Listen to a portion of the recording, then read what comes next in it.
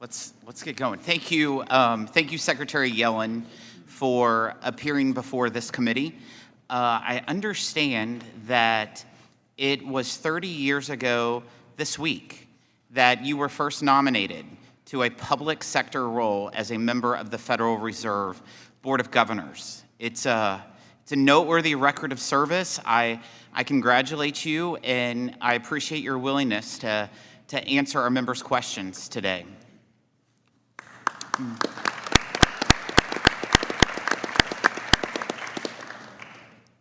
You've joined the recent chorus of economists who acknowledge that it was a mistake to call inflation, quote, transitory. But it's worth noting the fundamental mistake, President Biden's reckless tax and spend policies that have sent the cost of living skyrocketing almost 20% since he took office. Families pay more today for pretty much everything than the day Joe Biden was sworn into office. Real wages are almost 4% lower than when he became president. The Federal Reserve has hiked borrowing rates to try to control inflation. Mortgage payments for the median price new home are now nearly $1,200 higher per month. Prices at the store are up. The cost of a gallon of gas is roughly 50% higher today than when President Biden took office. These are the facts. This is the reality that American families are living in President Biden's economy.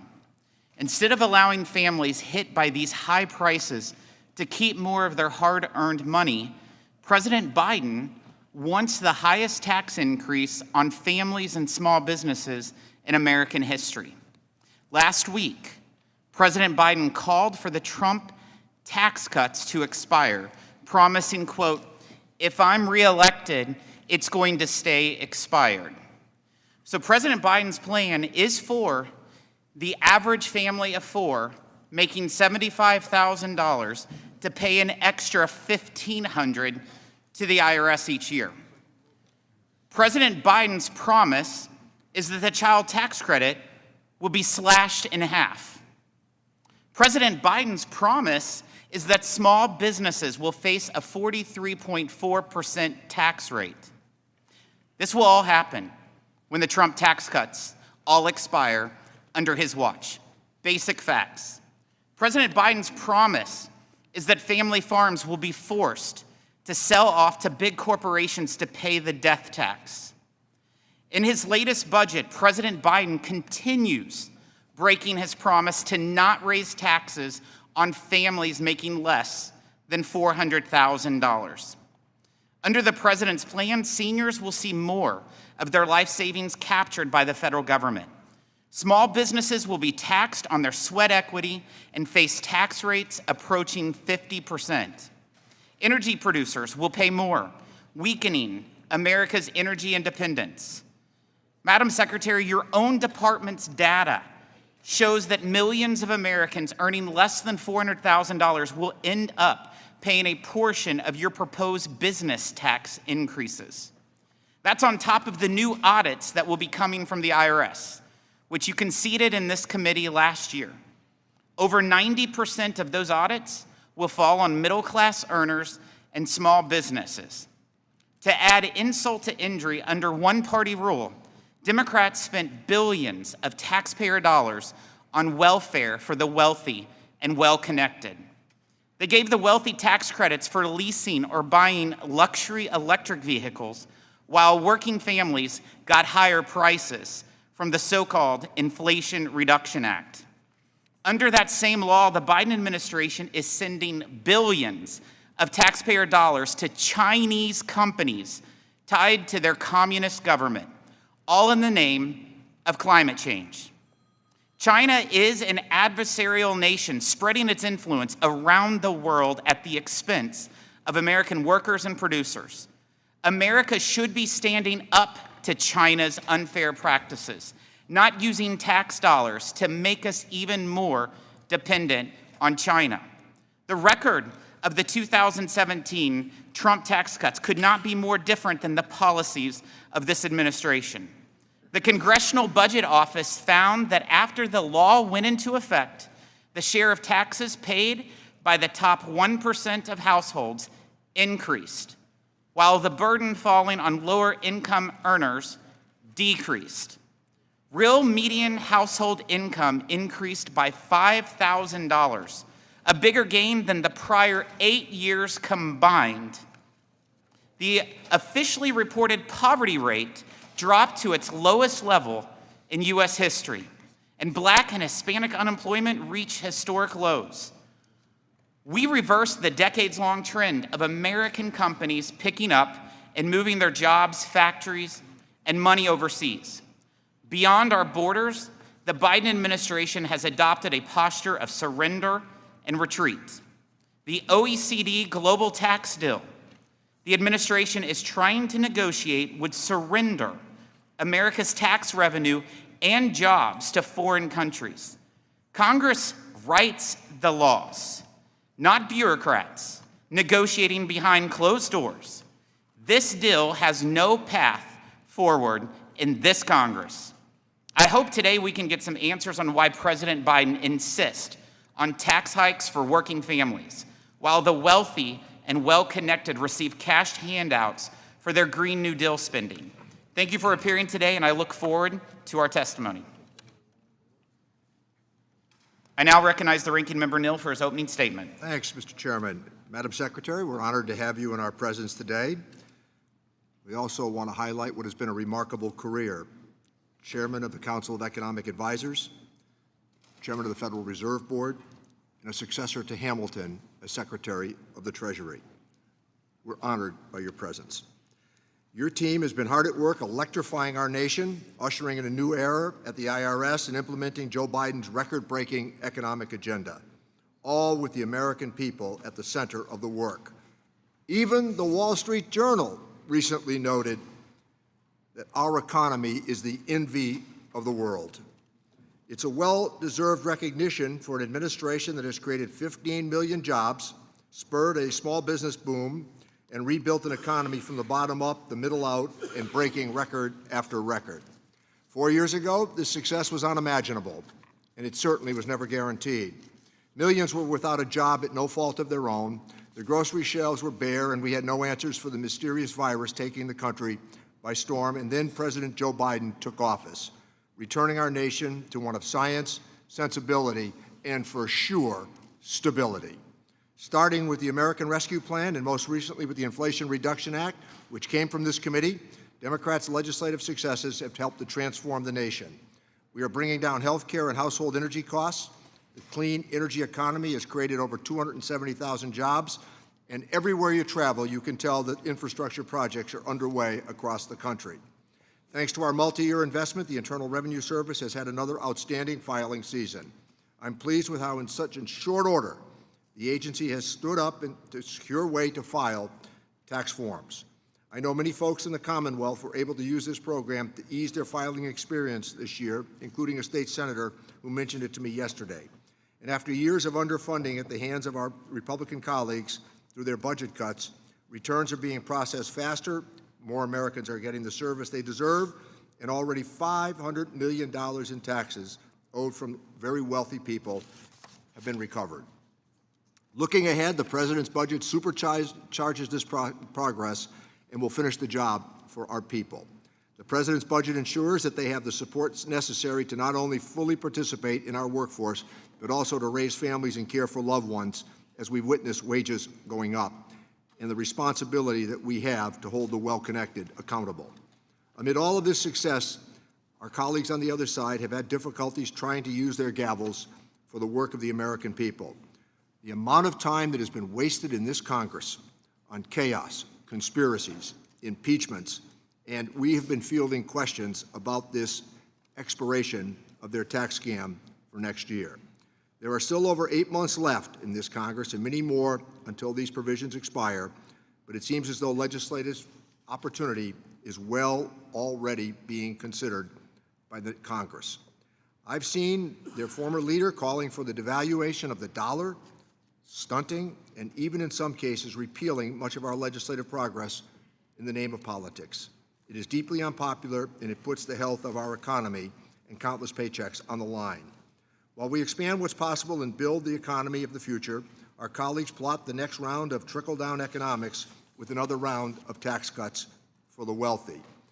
I didn't ever believe that advisors to the former president would be suggesting that we manipulate our currency or we subtract from the independence of the Federal Reserve Board that is now has a chairman who is a Republican.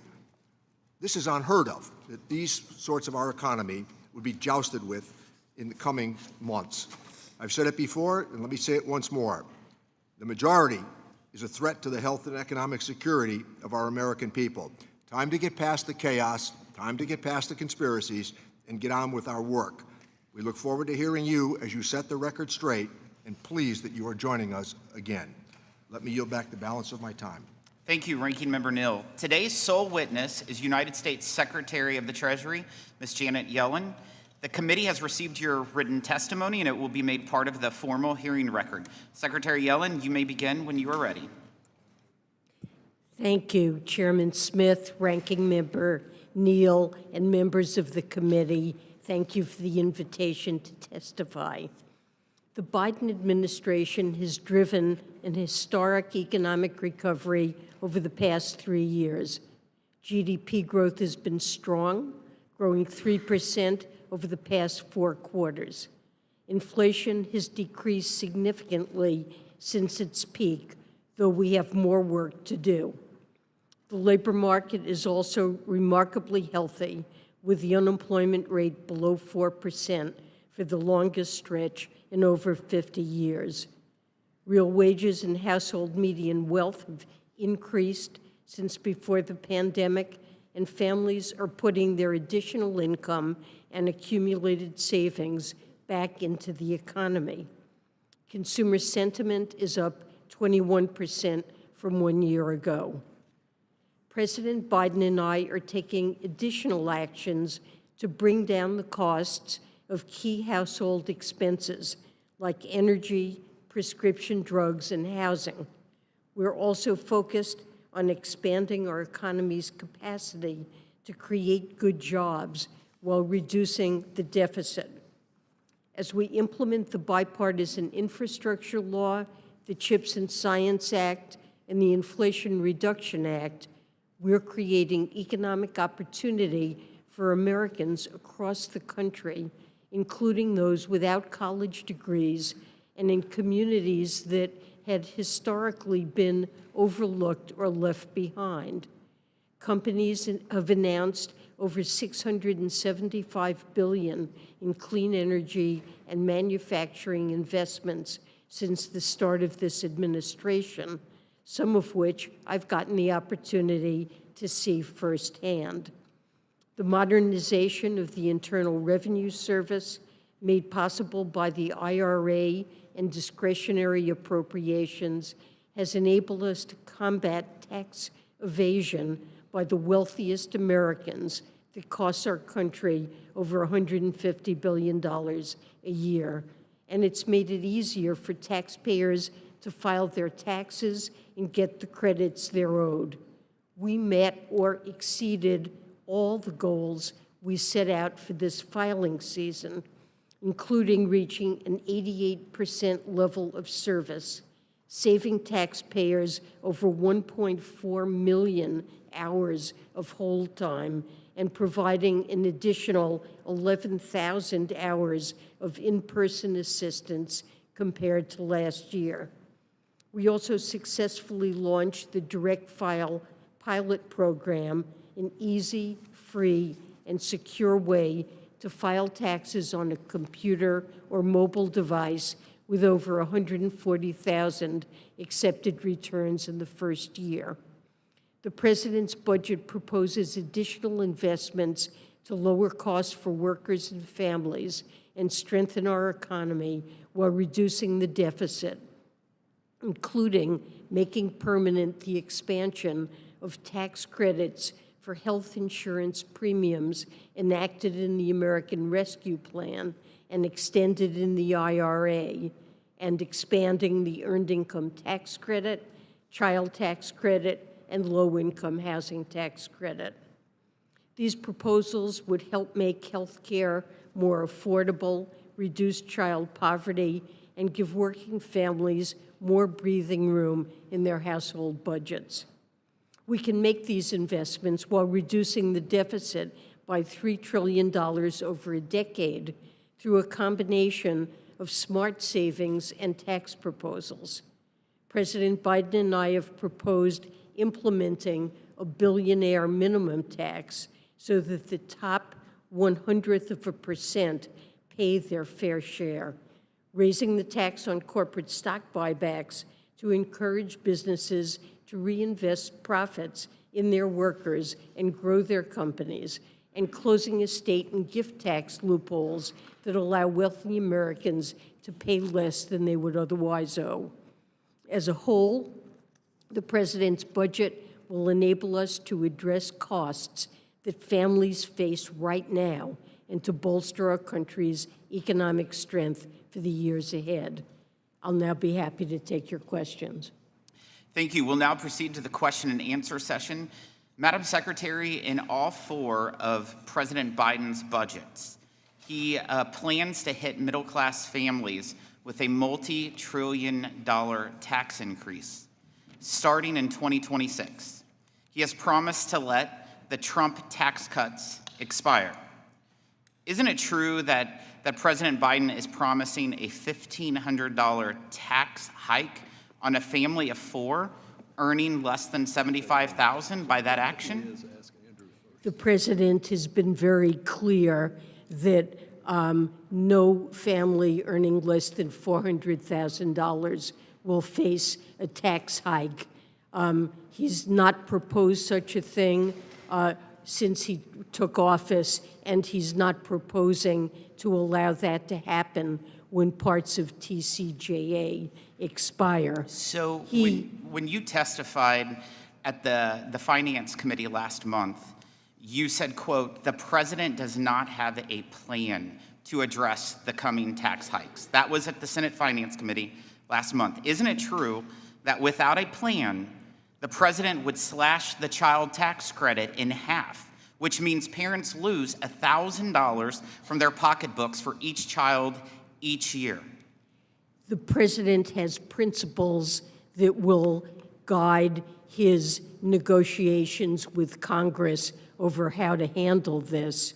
And his principles, has made clear that he opposes increasing taxes on people earning less than $400,000.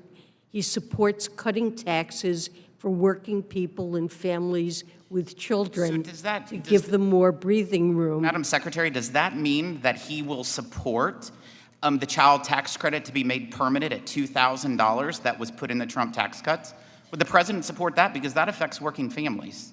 The president has proposed in his most recent budget expanding the child tax credit and has supported the Wyden-Smith legislation that would increase the child tax credit now as well. Would you say that that it would be true that leaving the Trump tax cuts expired means President Biden would roll back Republicans' guaranteed deduction, resulting in a tax increase of $3,373 for a family earning less than $75,000?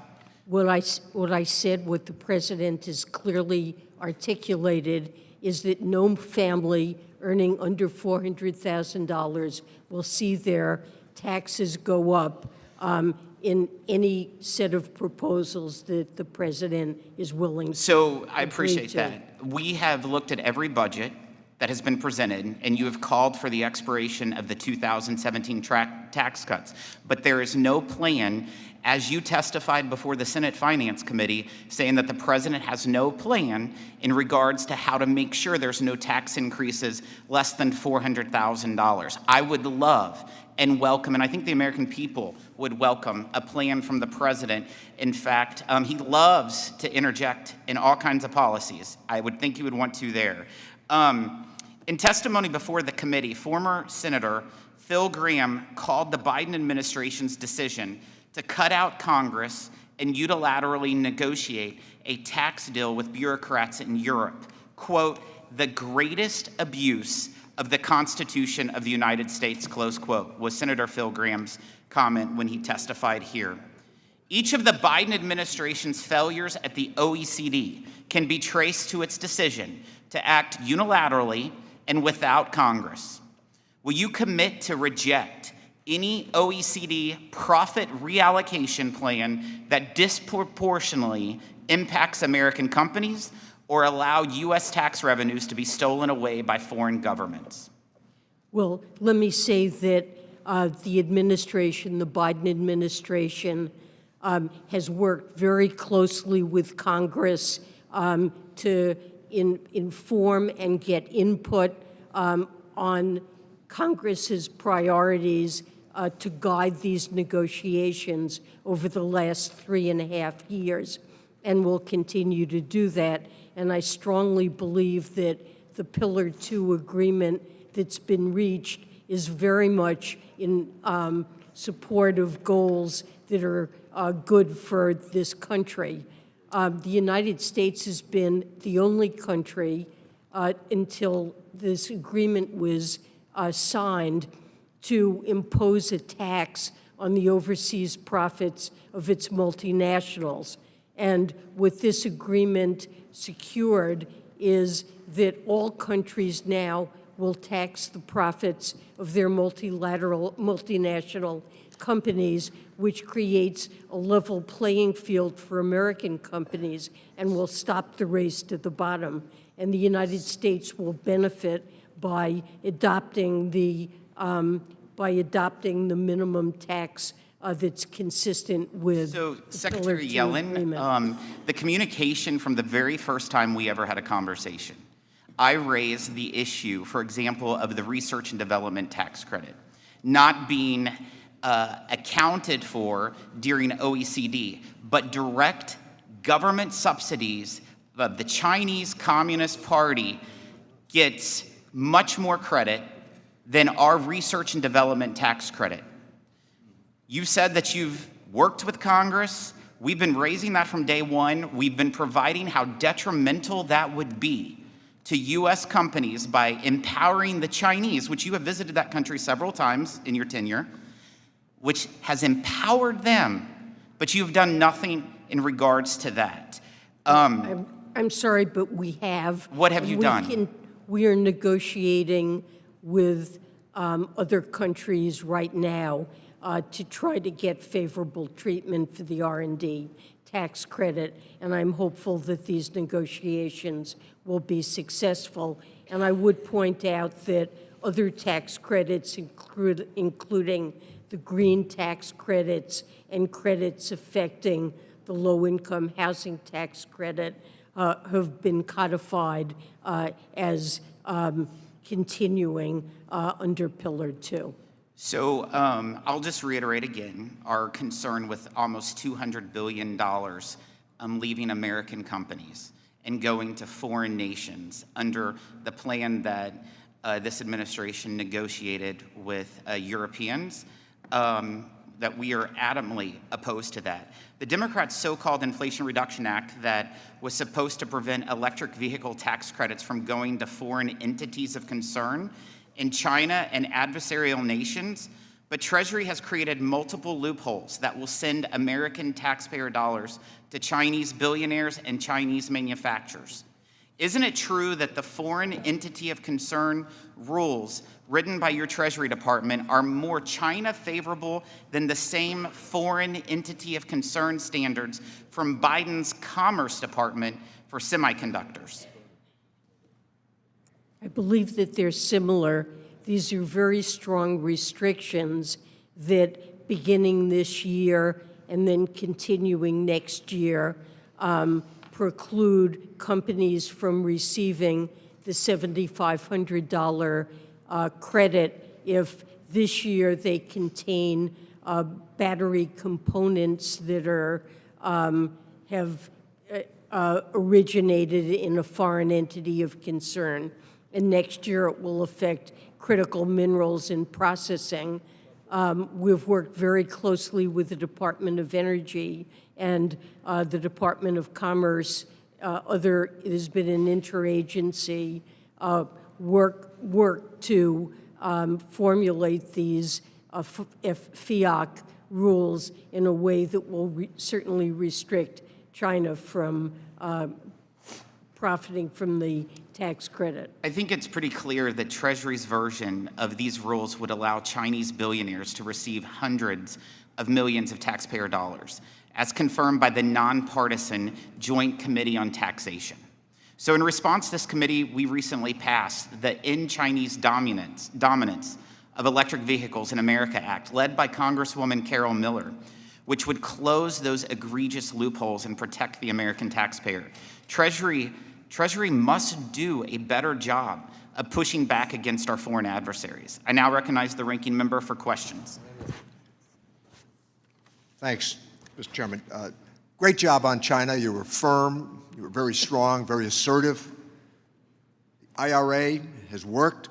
How about the harmonization of international tax rates so people don't seek the lowest tax jurisdiction, even though that's not where profits have been earned? Good work on the CHIPS Act. Really good work on the infrastructure bill. Certainly the American Rescue Package. This is a great story for us to tell. So I want to give you some time to talk, Madam Secretary. Implementation of the Inflation Reduction Act is really important. Let me give you a couple of minutes to talk about that. Well, let me just start by saying that although there's still more work to do, we've made tremendous progress implementing it. We have completed more than 60 guidance projects, and these are all on critical and complex issues, and we've been focused on getting the issues right. This involves collaboration with the Department of Energy, with EPA, and other experts to make sure that we're implementing the law effectively and as intended. It's also tremendously important, the impact that the IRA clean energy credits are having. We can see that they're catalyzing hundreds of billions of dollars of investment in cutting-edge clean energy technology and strengthening our supply chains, and at the same time, lowering emissions in line with our climate goals and creating good jobs across the country, and particularly in parts of the country that really have not seen a lot of burst of economic activity. Treasury has been doing research on the impact of the act, and what we find is that investment is especially strong in communities that have not seen a lot of investment, that have lower income and a smaller fraction of college-educated workers. So this is making a huge difference. The response has been enormous, and I've had the privilege of seeing many of the projects that are being spurred, as well as training that's taking place. I've had the privilege of visiting many workforce training programs that have been started to give our workers the skills to fill the good, high-wage jobs that are being created by this IRA. Thanks. And could you speak to labor participation rates? Yes. Labor force participation rates actually have moved up substantially. For adult workers, male and female, they have now exceeded the where they were pre-pandemic. They're moved up a great deal, and overall have moved up as well. And there is a downward trend that we see in labor force participation due to demographics, but this is really offsetting that. And this means not only more people working, and also in response to higher real or inflation-adjusted wages, it also alleviates supply constraints, and it's one of the factors that's enabled our economy to grow last year, for example, at 3%, and to create more than 200,000 jobs a month on a consistent basis. 9 million jobs every day in America go unanswered, as we know, and that's part of the skills alignment that you've just spoken to. Better job for all of us is required, perhaps through community colleges. But just as I close out, and I thank you for your testimony, I also want to point out something else. Everybody on this committee during my time objected to Chinese efforts to manipulate currency.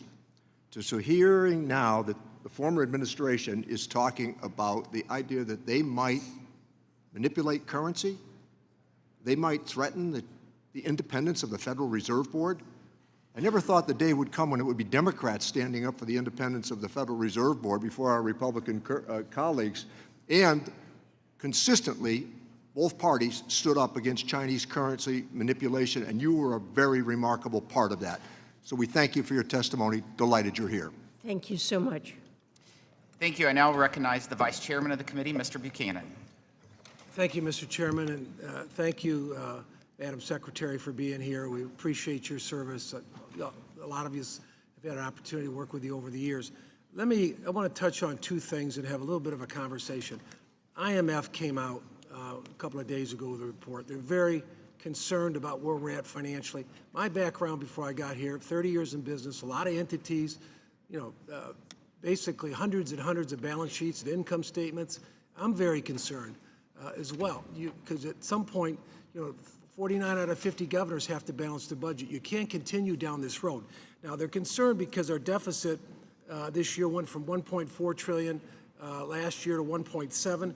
Interest on the debt, as you know, is close to $1 trillion. I've been here long enough, not quite 20 years, but been here long enough to clearly know that in the last 20 years, it's over $20 trillion in debt. There's a lot of finger pointing going on, but we need to find a way to work together. It's got to be dealt with at some point. I know you've laid something out, but I've heard these stories, not so much from you, but others, about pretty pictures down the road. But I look around the room here, and I have 10 grandkids, and I look around the room, there's a lot of kids in here under 30, and we're spending their money, and we got to get very real about it. If you're in the state of Florida, one thing they have to do is pass a balanced budget amendment. That's the only thing they have to do, but they have to do that. And by the way, 49 out of 50 governors have to do the same thing. So I guess I ask you, what's your feeling about the IMF and their report a couple of days ago where they're very concerned about where we're at financially and where we're going? Well, I would say I'm not terribly concerned about where we are, but I do have concern about where we're going unless we undertake some significant steps to reduce the budget deficit. And if you look at the president's 2025 budget, you'll see that he's proposed $3 trillion in measures to reduce the deficit over the next decade. I think that's important. Let me ask you, Madam what it Secretary. does is it keeps a key metric of the burden of the debt, which is real net interest that we have to pay on the debt. I'm limited on my time. I want to get to this other question. You've talked about nobody paying any taxes above 400.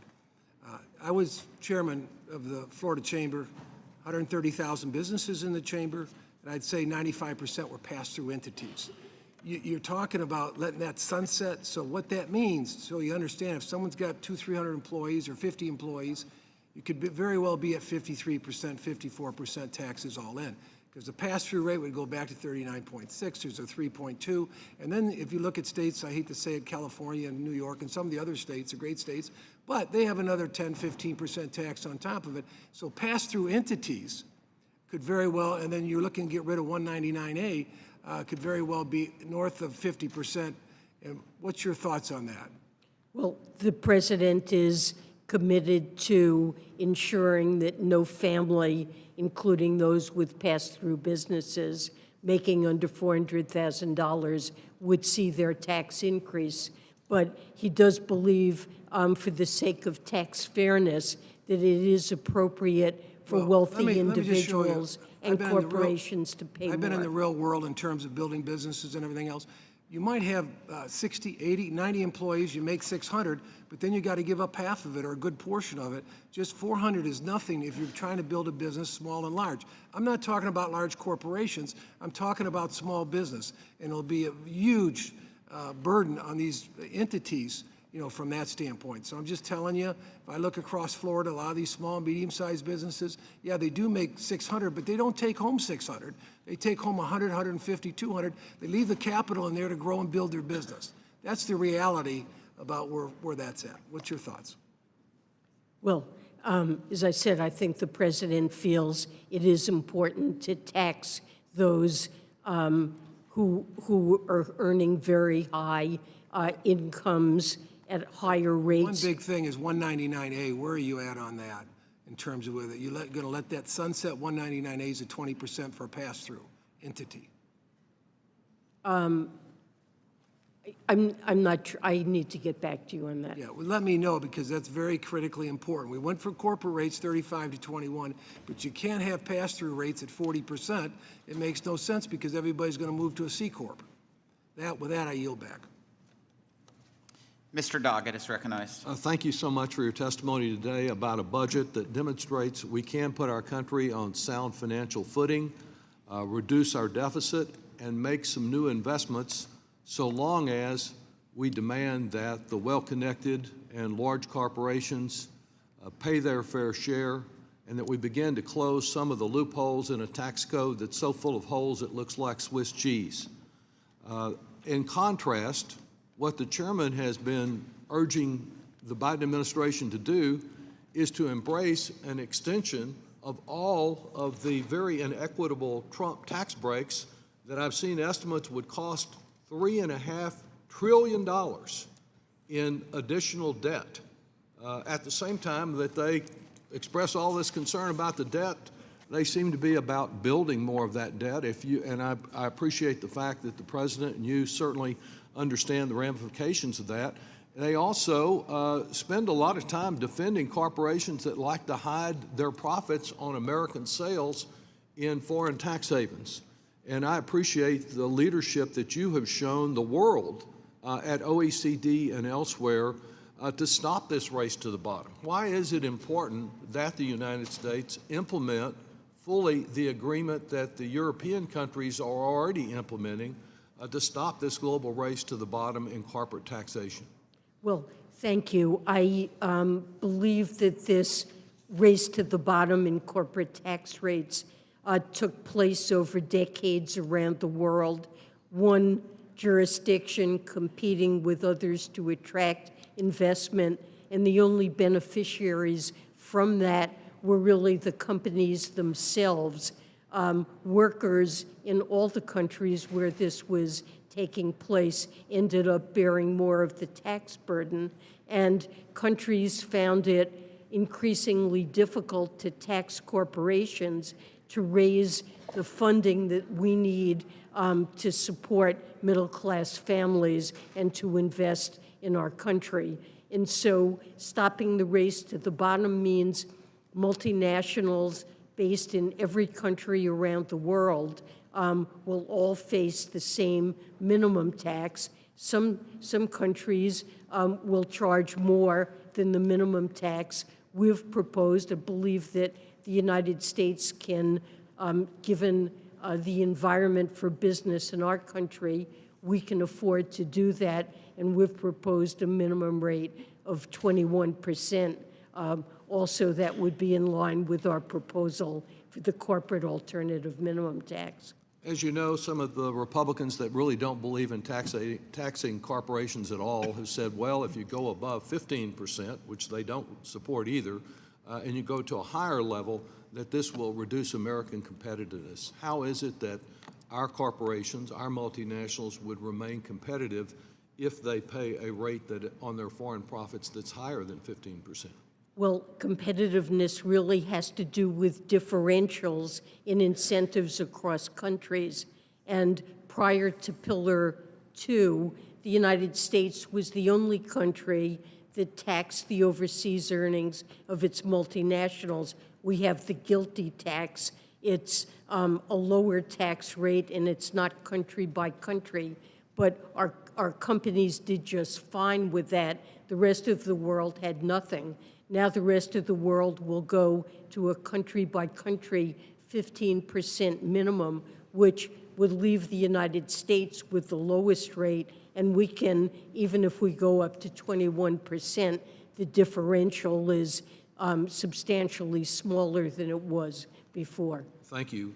I've also heard increasing concern that we place our cleaner domestic production on a more even playing field. The fact that we are importing steel and aluminum and some other products that are made in a very dirty environment abroad.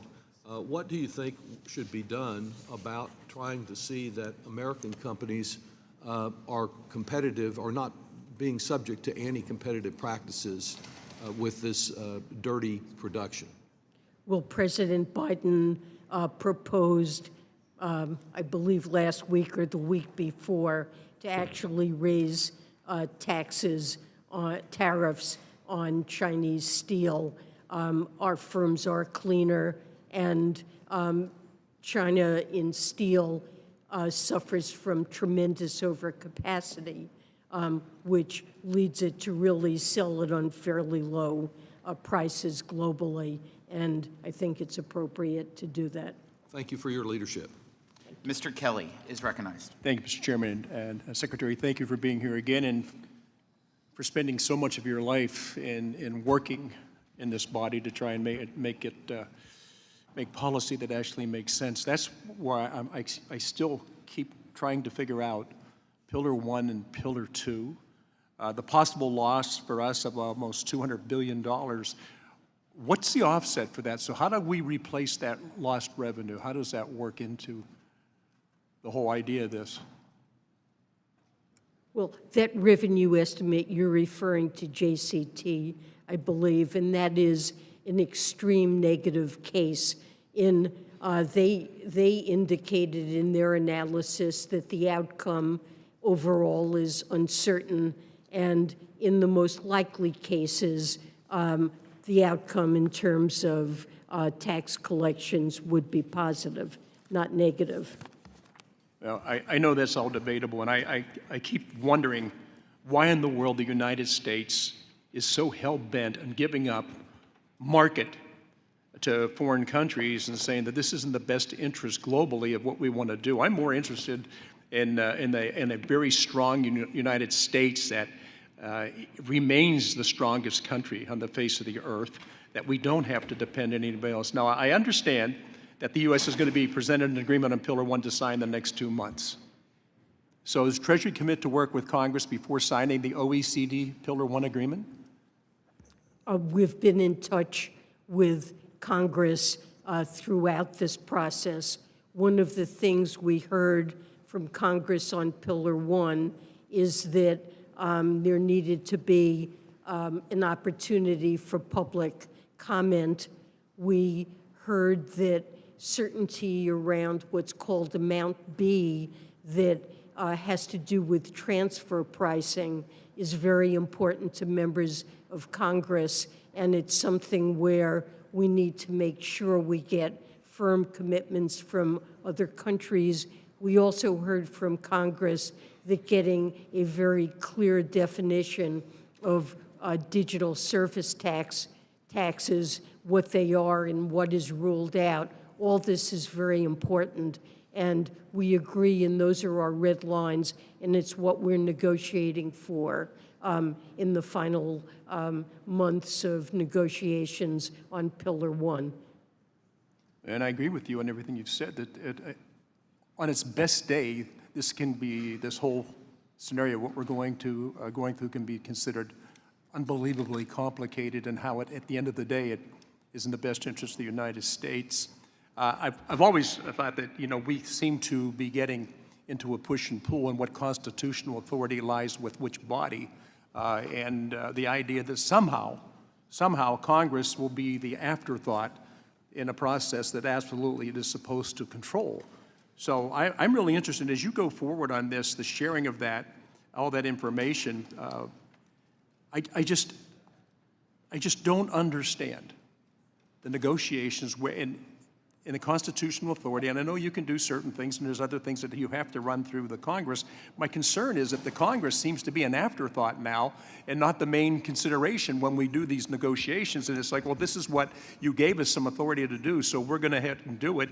I just don't understand at all how we sell this to the people we represent, that somehow this is in the best interest of the United States. I still want to dwell on the fact that we have been losing market share because of policies that we've initiated, not so much that we have strong foreign competition, it's that we have weak policy when it comes to maintaining our own market share. And for whatever reason, we seem to have become a global entity as opposed to the strongest country the world has ever known, and a nation that is the first responder, and everything that goes bad in the world, we're the first ones to be there. And we keep ceding off all of these different things that we have, all of these different abilities that we have. And so, no, I think it's more important to act globally right now. I would just suggest that I'm looking at the globe right now, and the globe is looking at us to see, I wonder when the Yanks are going to show up. I just hate to see us keep giving up authority and the negotiations taking place from the executive branch and then being run through the Congress at a later date. So all I'm asking you to do is commit. Like, we need to know what's going on and what's taking place. I don't like giving anybody a pen to go ahead and sign on to something in an international trade and a global tax initiative. It just doesn't make sense to me, and I think it's totally unconstitutional.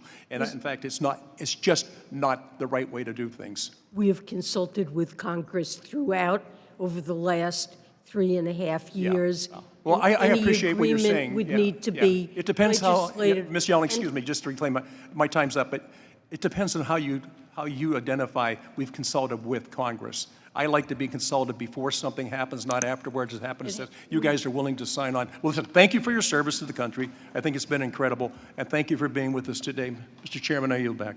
Thank you, Mr. Thompson. Thank you, Mr. Chairman, and thank you, Secretary Yellen, for being here today, but more important, for your tremendous leadership and your steady-handedness in your position, not only now, but over the years. I'd like to start by noting a couple of data points, a few data points. 15 million jobs have been created under President Biden. More Americans have health insurance than ever before.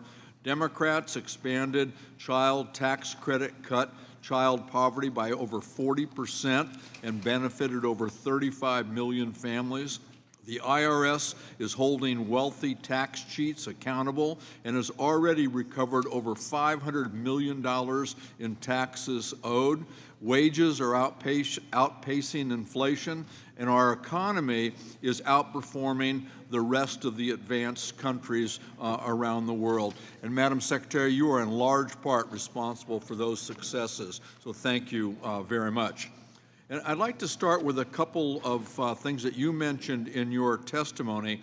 First is the implementation of the Inflation Reduction Act.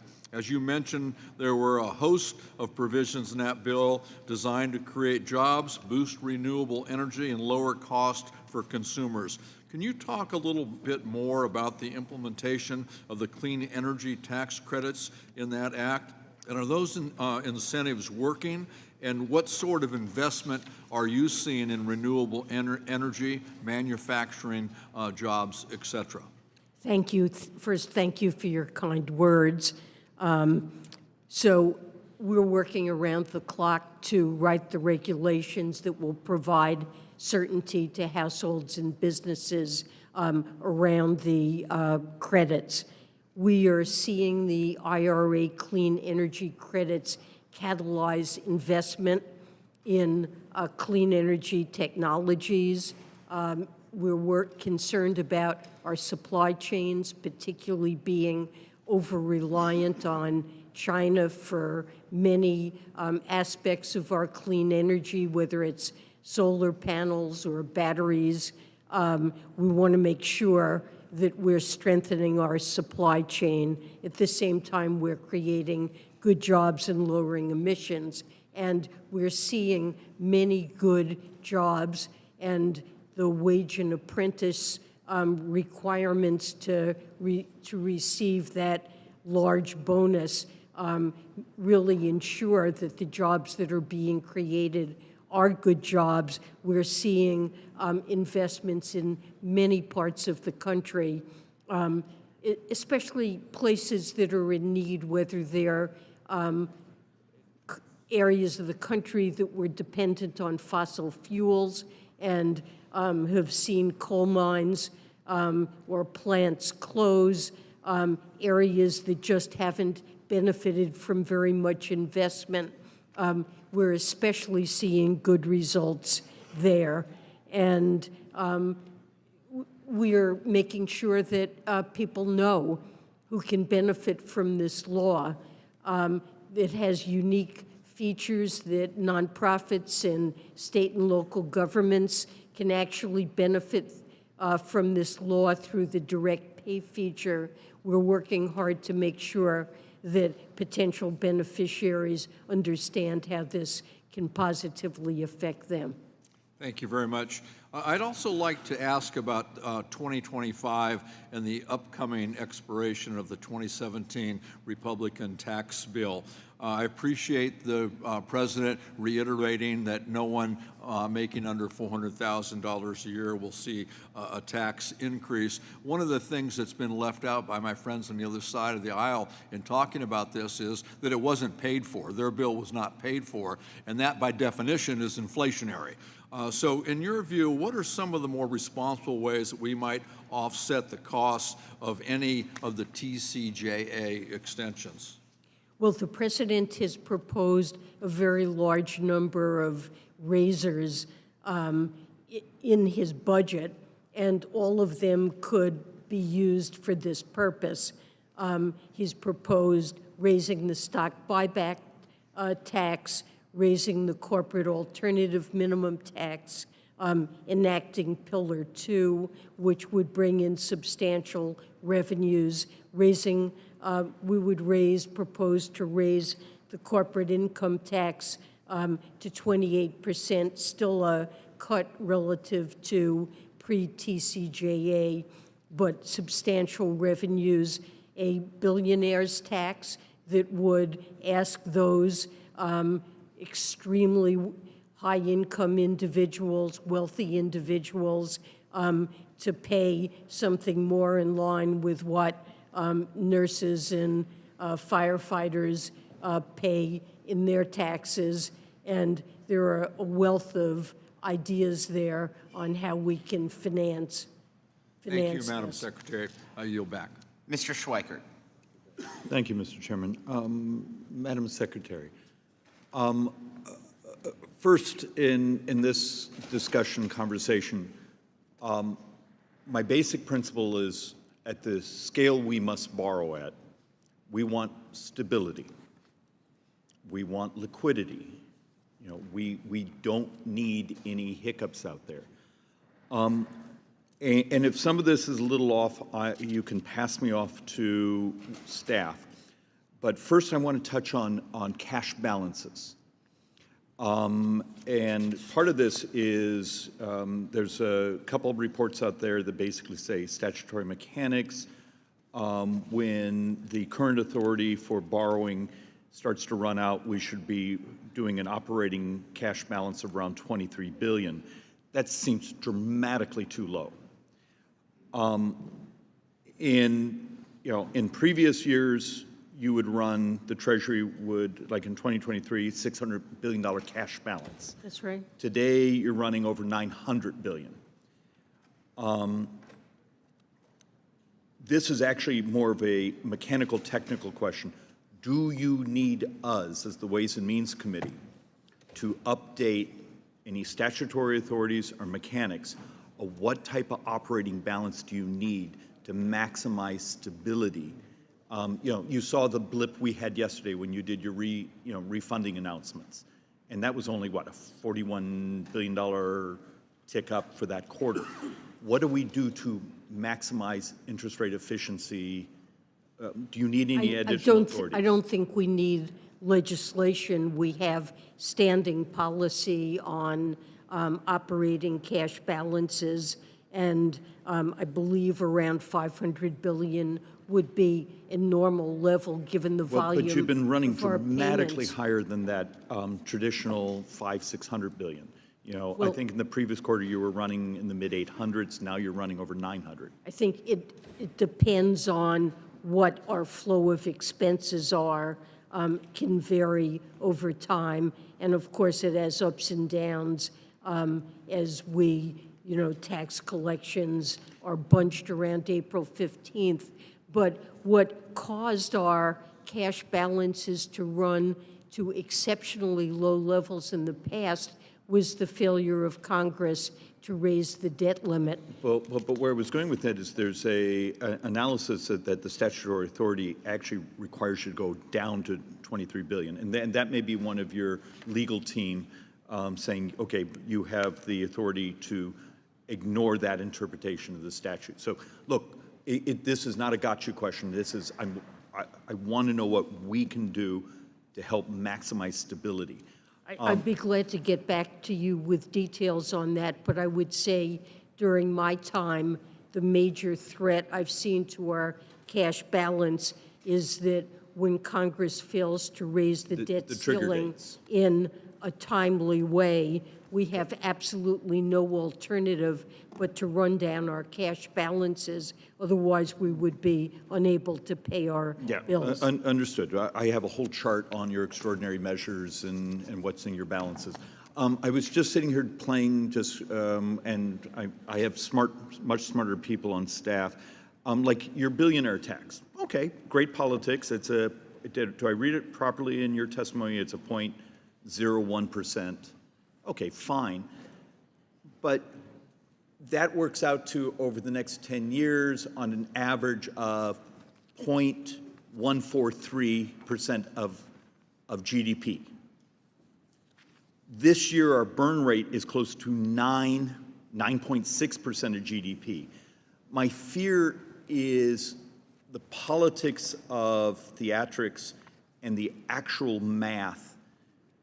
We do a crappy job telling each other the truth and telling the public the truth of the fiscal, because you gave some brilliant speeches when you were Federal Reserve Chairwoman on this type of debt future, and we're hitting numbers that we weren't supposed to hit for 10 years. When we did a quick analysis of some of the president's tax proposals, we were coming up, when we did the economic effects, of about 0.5, 0.6% of GDP. Okay, but if we're burning over 9% of GDP in borrowing, and this is in the time this year where tax receipts are up, what, 7%? I'm not sure just how much they're up. My fear is, as a committee, and we're not telling each other the truth of the scale of the borrowing stress. We're basically, the United States and China, we're consuming much of the world's available capital.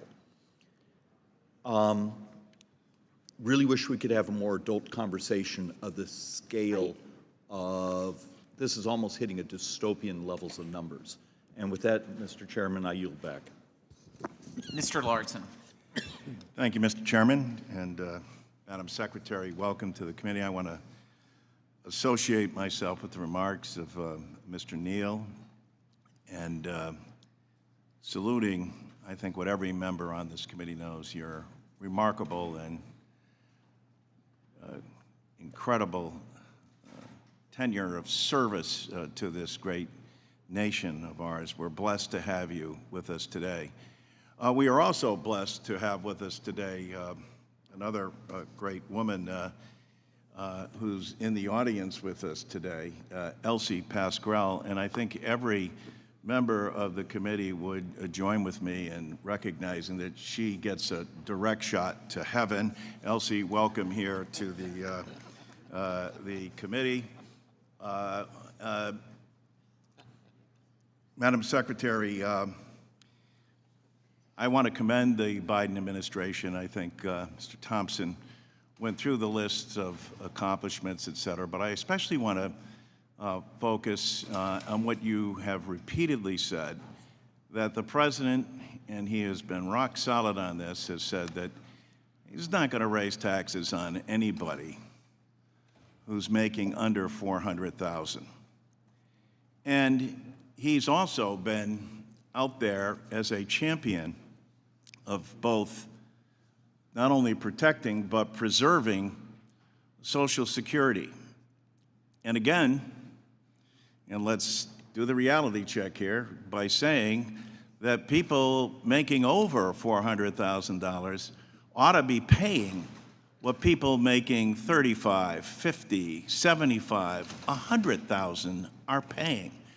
And currently, because I think this comes as a surprise to most Americans, most earning above that level pay little or nothing. Millionaires end up contributing to Social Security in February. Bazillionaires and wealthy people pay little at all, or they circumvent the tax code altogether and don't pay into the nation's #1 anti-poverty program for the elderly and the #1 anti-poverty program for children.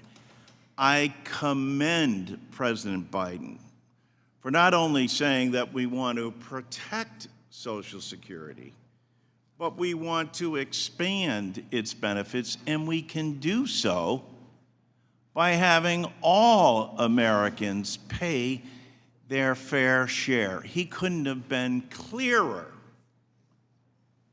in his State of the Union message that this is what it's about. Of course, as you know, Madam Secretary, it's Congress that has to make these moves, and Congress hasn't done anything to enhance Social Security in more than 50 years.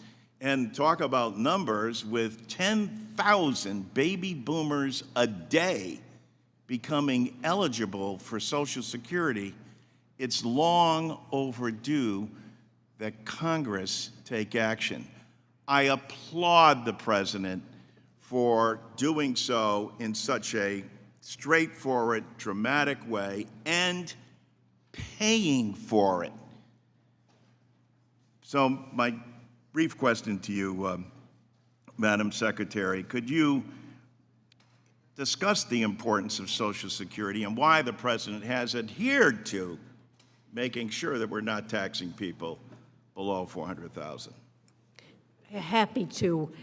Every year, Social Security lifts tens of millions of seniors out of poverty. It is the federal government's most important anti-poverty program, and it's a guarantee that generations of Americans have counted on, namely after working hard throughout one's life, that you'll be able to retire with security and with dignity. And for those reasons, President Biden feels very strongly that we need to preserve the benefits and even extend the benefits of Social Security and honor the commitments that we have made to the nation's seniors. He's committed to working with Congress to protect Social Security for this generation and future generations. I thank you, Madam Secretary, and I yield back. Dr. Winstrom. Thank you, Mr. Chairman. Thank you for being with us today, Secretary Yellen. Appreciate it. Much of our conversation today has been focused on the future of our nation's tax code, of course, as we approach the expiration of many key policies from the Tax Cuts and Jobs Act next year. You know, when I think about tax policy, I think about making America the best place in the world to do business, and for that matter, the best place to work. And right now, we're in a fierce global economic, political, and strategic competition. It's not the same as after World War II. Our adversaries like China want to dominate the world markets, and they're doing that. And they want to make America and our allies dependent on key industries and supply chains. I know you know that. Keeping our tax code globally competitive is a crucial part of strengthening our domestic manufacturing base and reducing our dependence on unreliable supply chains, or those that can be used as weapons, if so desired, by our adversaries. Secretary, I know you've spoken at length about the need for de-risking. I agree with you on that. When it comes to our economic relationship with China and your desire to see more friendshoring of our critical supply chains. I also know you recently visited China, thank you for doing that, to discuss economic issues, including the massive subsidy-driven industrial overcapacity that China has built, which is distorting global markets. I'm not sure that we can always change what they do and their practices, but we can and should see what we can do to counter that. And I'm glad you focused on the risks of China than what they pose to our security. But I'm concerned that the administration's tax policy proposals would take us in exactly the wrong direction when it comes to our economic security and our national security, for that matter. The Tax Cuts and Jobs Act was a huge step towards making our tax code globally competitive, bringing more business investment back to the United States. Since it passed, we've seen zero corporate inversions, and instead we've seen American businesses bringing back their overseas earnings to fuel investment and wage growth here in the States. So now more than ever, we need to be working together to build on that type of progress, not reverse it by imposing crippling tax hikes on American families and businesses. I believe that's exactly what will happen if we do not act to renew key provisions of the 2017 tax reform law when they expire next year. Meanwhile, the negotiators from your department representing us at the OECD are preparing to give away the U.S. tax base and allow foreign countries to impose discriminatory taxes on U.S. companies. This does not help us. Anyone who runs a business would understand that. I believe that tax increases proposed by the president's budget and the failed global tax negotiations being supported by this administration would severely harm our efforts to rebuild our domestic manufacturing and bring home critical supply chains. Secretary, the president's budget proposes increasing the corporate tax rate, so one of the highest in the world, even higher than communist China, which will make it much harder to bring manufacturing home from China, and to meet your desire to de-risk from the PRC. One example, the Chinese have a monopoly on generic medications, all the way down to the active pharmaceutical ingredients. How do we break that monopoly and reduce our health risk, our national security risk, by increasing corporate tax rates, making us unable to compete? I mean, are you against or are you for domestic supply chain production to enhance our national security and our national health security for our critical needs? Because I just don't see how increasing corporate tax rate, making us less competitive in the world, is going to bring business back to the United States where we need it most. I certainly agree with the goal of having resilient supply chains. The idea of friendshoring means we'll work with trusted allies, and in addition to sourcing domestically. In the case of critical drugs, certainly I think that's an area where it's important that we have domestic capacity and are not totally reliant on China and other countries that may not prove dependable in the future. And there are a variety of ways to promote this. Excuse me, though. Who are we going to depend on then? If we're increasing our corporate tax rate, that doesn't make us more competitive. And are we going to rely on our allies to reduce theirs? Is that the idea? I mean, this just makes no sense. Well, We've had no one leave. I would point out that the Pillar 2 agreement does impose taxes on China that regardless of what their subsidies are or how they choose to tax, the United States and other countries that adopt Pillar 2 will have the ability to place taxes up to this minimum tax on China to try to level the playing field. So China will not gain any advantage if it chooses. It has said it will implement the deal. But if it doesn't do so, we will implement the deal on Chinese multinationals that compete with ours through a provision called the undertax payment rule. Well, you had conversations with them. I would doubt that they said that they would cut their subsidies. I yield back. Mr. Pascrell. Thank you, Mr. Chairman. Welcome, Madam Secretary. So, unemployment is at an historic low. Interrupt me when I say something that's not correct or can't be proven by data. Wages are rising. I want to come back to that in a minute. Inflation has plummeted. We got work to do. Factories are booming. America's economy is the envy of the entire world. There's no two ways about it. So I'm proud of our efforts to make big business and rich tax cheats finally pay their fair share. What the heck is wrong with that? And we've made progress. We have not made progress in the area of the income gap that still exists, even when wages increase 4 to 5%. We've got to do something about the code, the tax code, the very tax code. You can draw a straight line from these wins to the policies enacted by President Biden. And yes, Democrats. Secretary Yellen, I'm glad the budget includes, finally, closing the carried interest loophole. Maybe the worst loophole in the entire tax code. My Ending Wall Street Tax Giveaway Act mirrors your proposal to ensure Wall Street executives and private equity tycoons pay their fair share.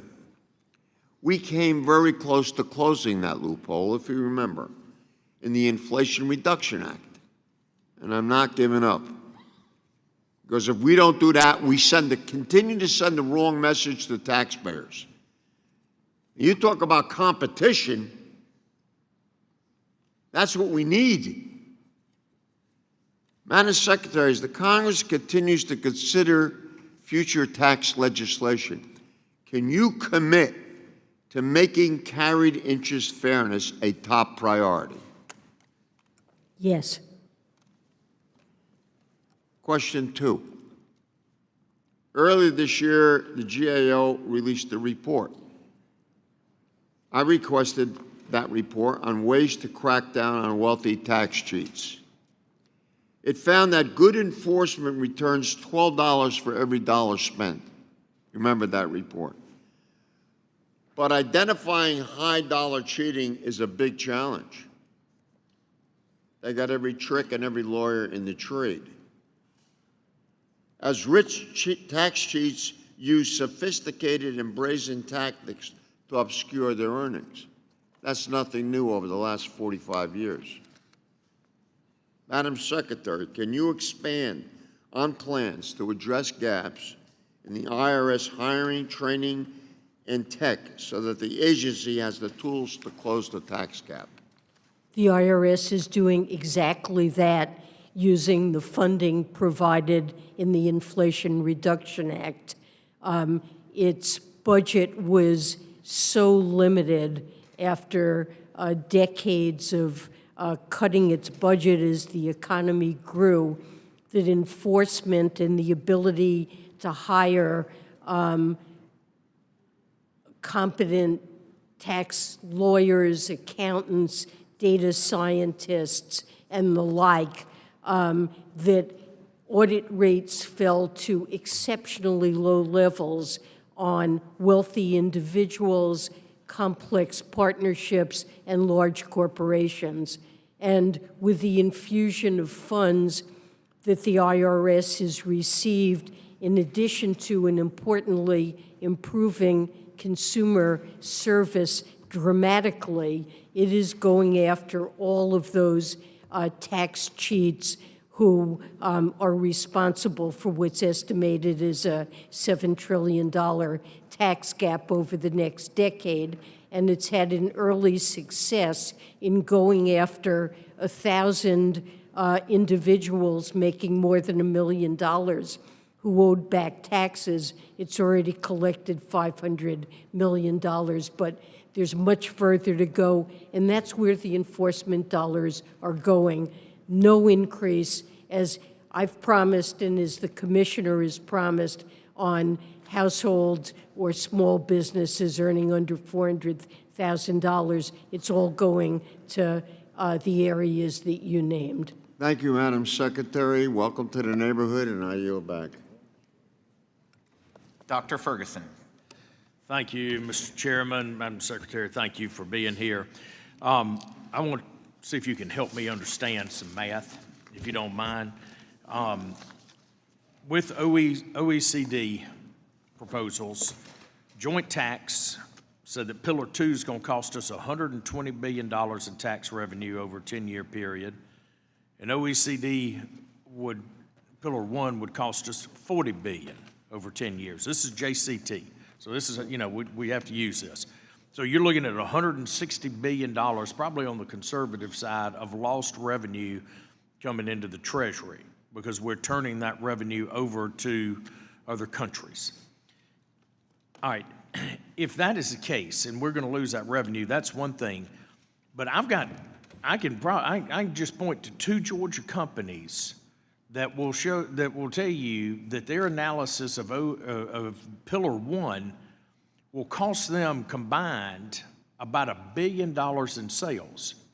Now, if a company is going to lose $1 billion in sales, that means they're going to start cutting back, which means that it's going to put my fellow Georgians out of work. That doesn't make a whole lot of sense to me. So again, according to JCT, between Pillars 1 and 2, about $160 billion in lost revenue. Now, just laying the groundwork there. You made mention that you were going to propose or work with the president and our colleagues on the other side of the aisle to raise the corporate minimum tax, AMT, the corporate tax to 28%, implement a new billionaire tax. You had a laundry list of items, correct, that you believe we should be raising taxes on. Okay.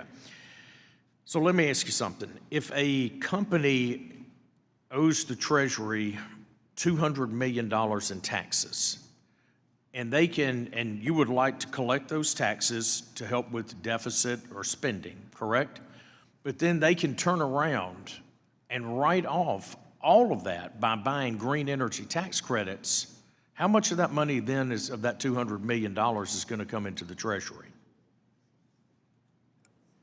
If I can wipe out my tax liability by buying green energy tax credits, what good does that do in coming into the Treasury? Well, if the firm is using the transferability feature to buy these tax credits, then another company that we want to benefit from those credits, the stimulus and incentive that they offer, but that lacks sufficient tax liability. This is a way in which we provide. But we're giving a pass to. Analysis has shown that about 90% of these tax credits are going to go to companies with over $1 billion in revenue. And again, if you're looking to bring revenue into the Treasury to pay for whatever. Look, it's really the same thing as essentially making the tax credits refundable, which would have been an alternative. Why would we do that? Why would we give companies like Amazon and Walmart, these major corporations, refundable credits to go spend money in the green energy sector? Because many of the companies that are responding to the IRA and building the clean energy economy we want to see are companies that lack sufficient tax liability to be able to benefit from these tax incentives. Wait a minute. Madam Secretary, reclaim my time. If you're going to go down that road and you're going to say companies lack that tax liability, why are we doing it on green energy and not looking at pharmaceuticals, not looking at other technology? But bottom line, why wouldn't we just say to Amazon, okay, not to pick on them, but they are a highly profitable company. Why not just say, yeah, you've got to pay your taxes, and then you go buy a fleet of battery-powered vans if you want to. You are cutting revenues. You are giving a tax break to the very people that my colleagues on the other side of the aisle are saying have to go. They want them to pay their fair share, but they're not going to pay their fair share because they're going to go down this. They're going to go down this green energy deal that absolutely undermines our competitiveness. It doesn't make sense. The math doesn't add up. Mr. Chairman, I yield back. Thank you, Mr. Davis. Thank you, Mr. Chairman. Welcome back, Madam Secretary. Thank you for your work. Let me begin by offering my sincere appreciation to your staff who are helping my office with a number of very complex constituent issues. Your staff is top-notch, and for that I'm grateful. In addition, I thank Treasury for its effort to work collaboratively with states to identify the owners and beneficiaries of the $30 billion in unclaimed savings bonds. And I know that you cannot comment because the rule is not final, but I wanted to share concerns that Representative Estes and I and others on this committee have raised about the proposed rule. Given that most of these unclaimed bonds come from the middle of the last century, when African Americans and others were excluded from banks and often turned to Treasury bonds as a key investment, I suspect that a high percentage of unclaimed bondholders will be blacks and people of other minority group identities. Given these concerns and given the success of state treasurers at helping people find unclaimed property, I worry that the proposed rules would greatly limit the ability of states to help Americans get back their missing savings bonds. My hope is that the final rule will allow Treasury to work more collaboratively with states as we intended when we enacted the law. And finally, in my remaining time, I'd like to thank you for your hard work implementing the increased energy investment credit for solar power, especially in low-income communities, and ask if you could share any updates to this program. Thank you very much. And on the savings bonds issue, appreciate your comments, and we'll make sure that they're adequately considered before final regs are finalized. And on the bonuses for low-income communities, we've worked hard to clarify the rules and make sure that there is, that low-income communities, that's a special focus of the IRA, to make sure that they're able to benefit, especially from the credits for solar, wind, and other renewable energies. We're working to finalize a set of regulations on this, and there are also allocated credits for low-income communities that the Department of Energy has accepted applications and awarded funds. I thank you very much. And let me just ask, are these proven to be effective in terms of job creation? I think overall, the data that we've amassed shows that the green energy, the green credits have been very effective at stimulating investment, resulting in job creation, and those jobs are disproportionately in lower income communities with lower college graduation rates, also in rural communities and in communities that have been dependent on fossil fuel and seen job loss there. Thank you very much, and Mr. Chairman, yield back the balance of my time. Mr. Estes. Thank you, Mr. Chairman, and thank you, Secretary Yellen, for joining us today. As you know, last month, the inflation came in hotter than expected for the third month in a row, which is a hit to American families by itself, but it's not just a one-time impact. Inflation's cumulative, and hardworking Kansans have been suffering for 3 years now, as this chart behind me indicates. You know, since Joe Biden took office, inflation's up over 19%. Joint Economic Committee estimate that Kansans are paying an average of nearly $1,000 more per month for the same goods and services, the same food, the same clothes, the same gas, the same rent that they did in January of 2021. And since then, in total, the average Kansan household has spent $23,600 more due to inflation. At the same time, net income is down almost 4%. I know your boss and his administration like to point to rosier numbers, but the fact is, for everyday Americans, the chart behind me is the epitome of Bidenomics, and it's a complete failure. You know, several years ago, Secretary, you mentioned that and called inflation transitory. And since you said that, I think that's the wrong word, but I guess I'd like to ask you what you would call inflation now. What word would you use? Well, inflation has come down considerably, and the consensus of thinking among economists is that it was largely due to supply shocks that are mitigating, and our inflation has been quite similar to that in other advanced countries around the world, which suggests it was due to supply shocks connected with the pandemic. I think you'll have a difference of opinion in economists. I mean, we even had Democrat and Republican economists in 2021 talking about the extra spending that was coming, proposed by the administration, that was actually going to result in this inflation, and actually that's what we've seen. Well, you know, I think most Americans would use phrases like crippling or painful or hindering the pursuit of the American dream.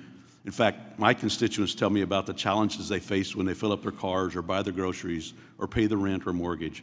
And the numbers show the pain behind me that's still continuing to increase to this day. And they're the results of Bidenomics and the policies that have been increased by the Democrats over the last 3 years. I think Americans care. I do also want to switch gears a little bit before I run out of time. You mentioned earlier that in the discussion with Chairman Smith that President Biden was not going to increase taxes on people making less than $400,000. In fact, I have a tweet here from Joe Biden dated 1 week ago today in talking about the Trump tax cuts. And he said, this tax cut is going to expire. If I'm reelected, it's going to stay expired. I did some quick calculations, and basically what that means is that there's going to be a 25% increase in the tax rate on people that make less than $44,000. There's going to be an additional $14,000 tax increase on people making less than $95,000, and additional increases on others up until making the $400,000. So if this tweet is right, that came from President Biden, he is going to increase taxes on people making less than $400,000. President Biden has repeatedly issued a set of principles that will guide his negotiations, and he has repeatedly said that he will not support increases on families making under $400,000. And I haven't looked at the tweet myself. I really want to get to one other point before we run out of time. But I can send you this tweet if you'd like to see that later after the committee. But I do want to get and talk a little bit about OECD. I know it's been brought up before, particularly Pillar 1 and Pillar 2. I mean, I've stated several times in the hearing room that, in principle, Republicans and Democrats are in favor of eliminating the discriminatory digital services taxes and provide tax simplicity and consistency for businesses in the growing digital economy. However, despite the ongoing discussions, we're still seeing more and more countries like Canada enact DSTs, and the proliferation of Pillar 1 and Pillar 2 has provided foreign countries the opportunity to raid our tax base. In fact, Pillar 2, as pointed out by the Joint Committee on Taxation, is going to cost the U.S. Treasury tax revenue. Pillar 2 itself, as pointed out by my colleague, Representative Ferguson, that is $120 billion. And earlier this year, JCT report on Pillar 1 note that the plurality of in-scope countries would be from the U.S., and likely that the U.S. Treasury would forego between $100 million and $4.4 billion per year in tax receipts. In fact, I recently heard from one Fortune 100 company that they'd be required to send between $100 and $500 million from the U.S. Treasury to countries like France and Germany and Japan. I think these policies that have been negotiated with OECD are dangerous for our U.S. tax base. We're already struggling to collect enough revenue, and I think we need to change course. I'm sorry I'm out of time. I'd like to talk more about this with you, but I'll yield back, Chairman. Thank you. Mr. Smucker?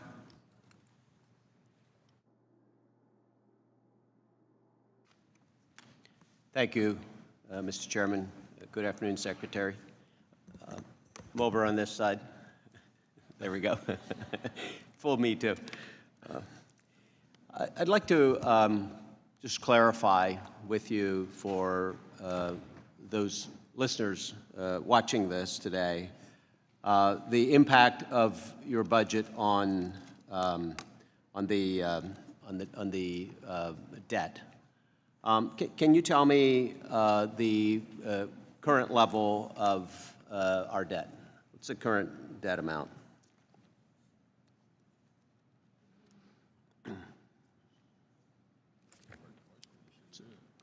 It's about 34 trillion, Yeah. which includes debt held by the or intergovernmental debt as well. That's right. And can you also tell me what the projected debt will be at the end of this budget period, at the end of 10 years? So normally you look at debt held by the public, Okay, we can Which- use that number if you'd like. which is currently about 28 trillion. Right. And in 2034, under our budget, I believe it would be around 45 trillion. Yeah. But GDP also grows, and the ratio to GDP would be a few percentage points more than it is now. It'd be at 128%, and now it's at 97. That's more than a few points. No, it would be at 105% in Okay, that's 2034. debt held by the public, but it'll be a significant increase in, It's now about 100%, so yeah, now 97, it'll be about, it'd be increasing. So it'd be a significant increase in the debt. a small increase in the debt. Yeah, a significant increase in the debt. I want to refer also to your report on the fiscal health that came out just a month or two ago of the country. And you show that given current financial policies, including that in your budget, within 75 years, we'll just continue to see that increasing and would be at 513% or above 500% of GDP at the end of a 75-year period. You say in that report the current policy is not sustainable and the cost of delaying policy reform is significant, will make it much harder to implement changes that will affect that trajectory. Do you think that's a real threat to the country going forward? Are you referring to the Social Security report there? No, I'm referring to a report on the nation's fiscal health done by the U.S. Treasury, signed by you. Okay, so we need to enact policies to make sure that the debt stays sustainable and we're on a fiscally sustainable path. And the president has proposed over $3 trillion of deficit reduction. Let's talk about that. We've already established that the debt will increase significantly under this budget. So where do you get the $3 trillion in savings? Where does that come from? Well, Because you're not decreasing spending. well, in some areas, there are spending decreases. Not overall. But most of it comes from additional tax revenues. Because Tax we're revenues allowing- have been, Because we're allowing the Tax Cuts and Jobs Act rates to expire, correct? partly, but About $2 not- trillion of $3 trillion. About $2 Okay, trillion. but not for- You're projecting an additional $2 trillion in revenue we're and counting that projecting, towards we're that. projecting in addition to that, a higher corporate income tax, moving that up to 28%, putting in place So, Pillar Mr. Chairman, 2. I'd like to submit for the record an article from the Washington Post that shows the $2 trillion and talks about that being included in the budget, and then shows a significant portion of that will be taken by families who are earning less than $400,000.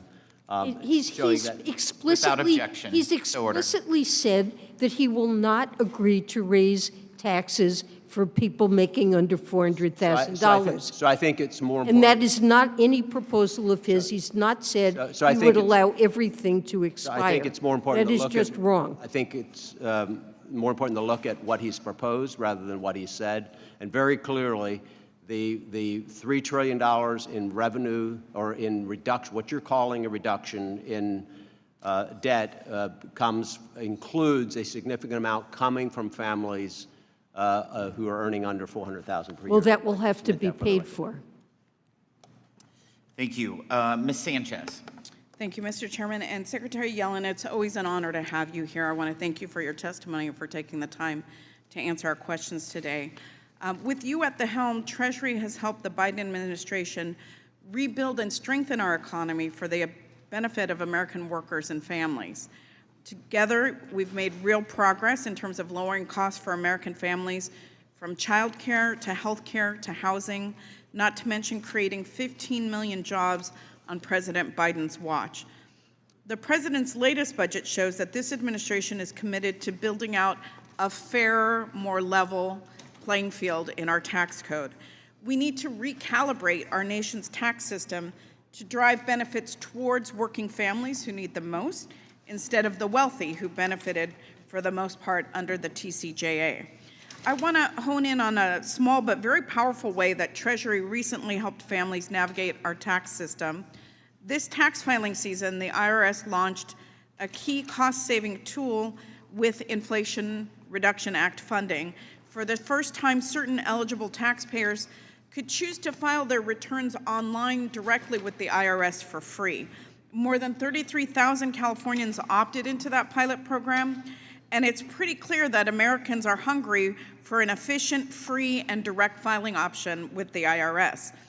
Because for a lot of Americans and a lot of my constituents, filing their taxes is confusing, it's frustrating, and it's time-consuming and oftentimes very expensive.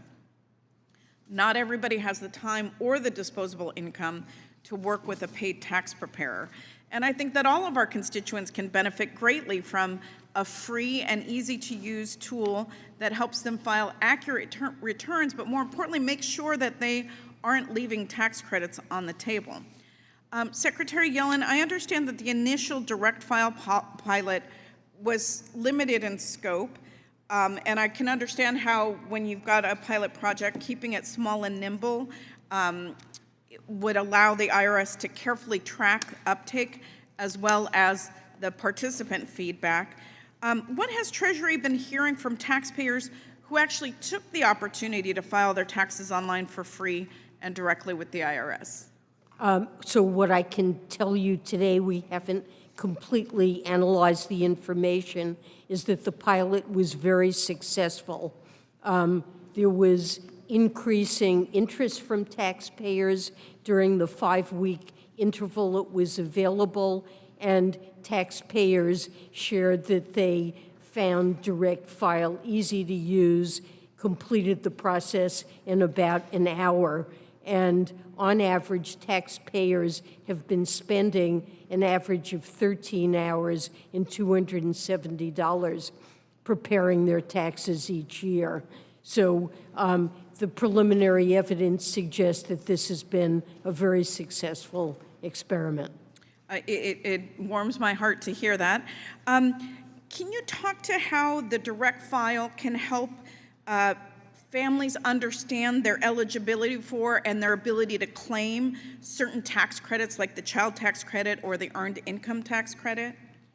So I believe I've not been through the entire, I've seen a demonstration, but the program, I believe, walks people through those areas to make sure that they're alerted to it and understand their eligibility. Yeah, I know that oftentimes people aren't even aware of certain tax advantages that they can claim, and the direct file helps them to understand those. I want to give you, in the last minute that I have of my time, an opportunity to respond to the somebody talked about inflation and costs going up, and unfortunately inflation is a real thing. But how does our inflation rate compare with that of most modernized countries around the world? And can you talk to the fact that if we allow certain provisions of the TCJA to expire, but keep in place other provisions, how that's going to benefit working families? Well, with respect to inflation, inflation has come down considerably, and the measure that the Federal Reserve focuses on most over the last 12 months ran at 2.7%. But what's important to households, of course, they see that the prices of many goods they bought pre-pandemic are higher, not all, but some, is that their wages have gone up by more than that. So their purchasing power, their inflation-adjusted incomes are higher, not lower. And for example, even this morning, we saw new data come out on the Employment Cost Index that measures compensation, and it was up in nominal terms. And in inflation-adjusted terms, it showed that over the last year, compensation on average has increased just under a percentage point for most families.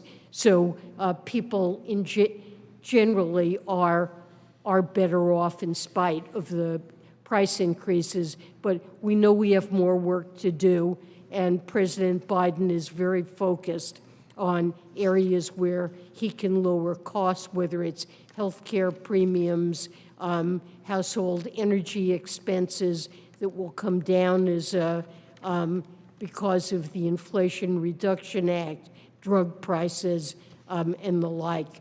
And so this remains a concern to many households, and it's something that's a high priority, getting costs down further. I thank you for your time. I yield back. Mr. Hearn. Thank you, Mr. Chairman. Madam Secretary, thank you for being here today. Mr. Chairman, I'd like to enter for the record an article from Tax Notes titled Gain and Little Pain from New Bermuda Corporate Tax. Without objection. Thank you.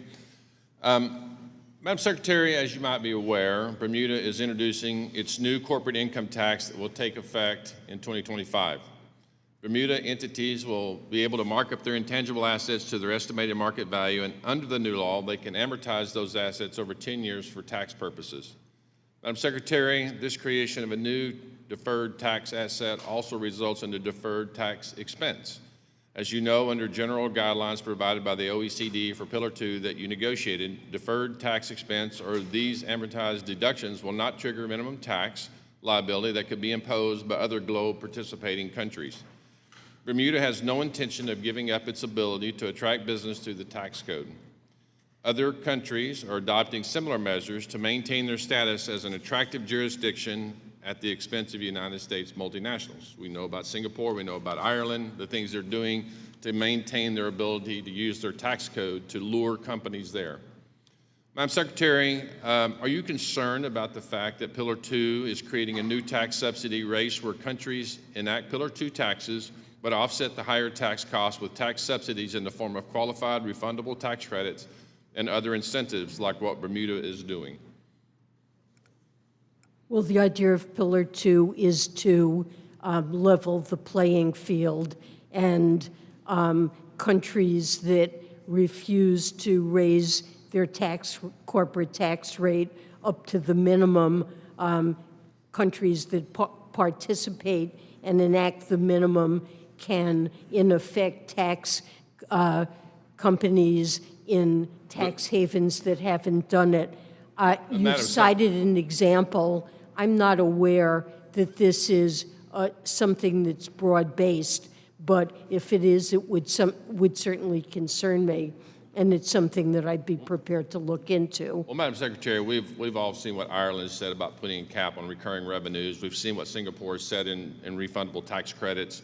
We've seen what China does in direct tax payments or direct access or cash payments to their companies to be able to offset the taxable income, so that they, in effect, from the look at it, that the minimum tax level would be hit, but companies in those countries are getting subsidies through direct credits that offset that, take it backwards, where ours aren't direct. Ours are not refundable. We have to actually earn income to be able to utilize those. Question two, is this administration concerned that Pillar 2 incentivizes subsidy warfare that puts our adversaries like China at a competitive advantage? It would concern me if it's incented that, but I'm not aware that that is broad-based at this point. And in our case, many of our tax credits, such as the green tax credits, the LIHTC credit, are being treated as refundable.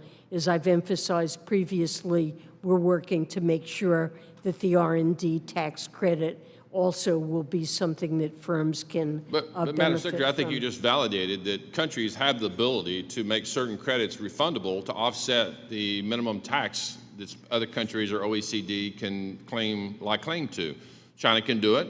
I think you're going there, evidence the fact that they're not always transparent in what they do, since all of their companies are basically owned by the CCP. Madam Secretary, I just want to talk about, I've got a longer question here, but it pertains to the same thing. I think there's a lot of work to be done. As you know, the Republicans on the committee went to the OECD and expressed our concern and made it very clear that Pillar 2 is not going to take place under a Republican-led Ways and Means Committee. We're not going to give away our tax dollars. In fact, it's said time and time again about how many tax dollars, the U.S. taxpayer dollars, would go around the world, upwards of $200 billion. I know you said that was JCT's outward look, but I think it's important for everyone to know, and you know this to be certain. Corporations don't pay taxes. The people that work for the corporations, the consumers of the products of those corporations, and the owners of those corporations pay the taxes to increase pricing for whatever the commodities are. In fact, Forbes, Brookings, Tax Foundation, Cato, and many, many others have said that consumers pay 31% of the new taxes, workers pay 38% of the taxes. All of those people, for the most part, make less than $400,000 a year. So they're going, about 70% of the tax increase will be paid by people making less than $400,000 a year, some portion of that. So I think it's disingenuous, as my colleague from Pennsylvania said, to say that no one is going to pay a single cent, as outlined in the White House's conversation about policy going forward. It's just disingenuous. It's not factual, and it's not honest with the American people. One other thing that you said is that the labor participation rate was better today than it was pre-COVID. I know you selectively picked an area. For adults. It was 63.3% on March 2020. Today it's 62.7%. Overall workforce, when you don't have the luxury as an employer, as I did for 35 years, say, I'm only going to hire people working, you've got to be 25 years old or 54 years old. We have an aging population, and as people retire, we know that labor force participation overall will decline over time. Mr. Chair, you're back. Thank you.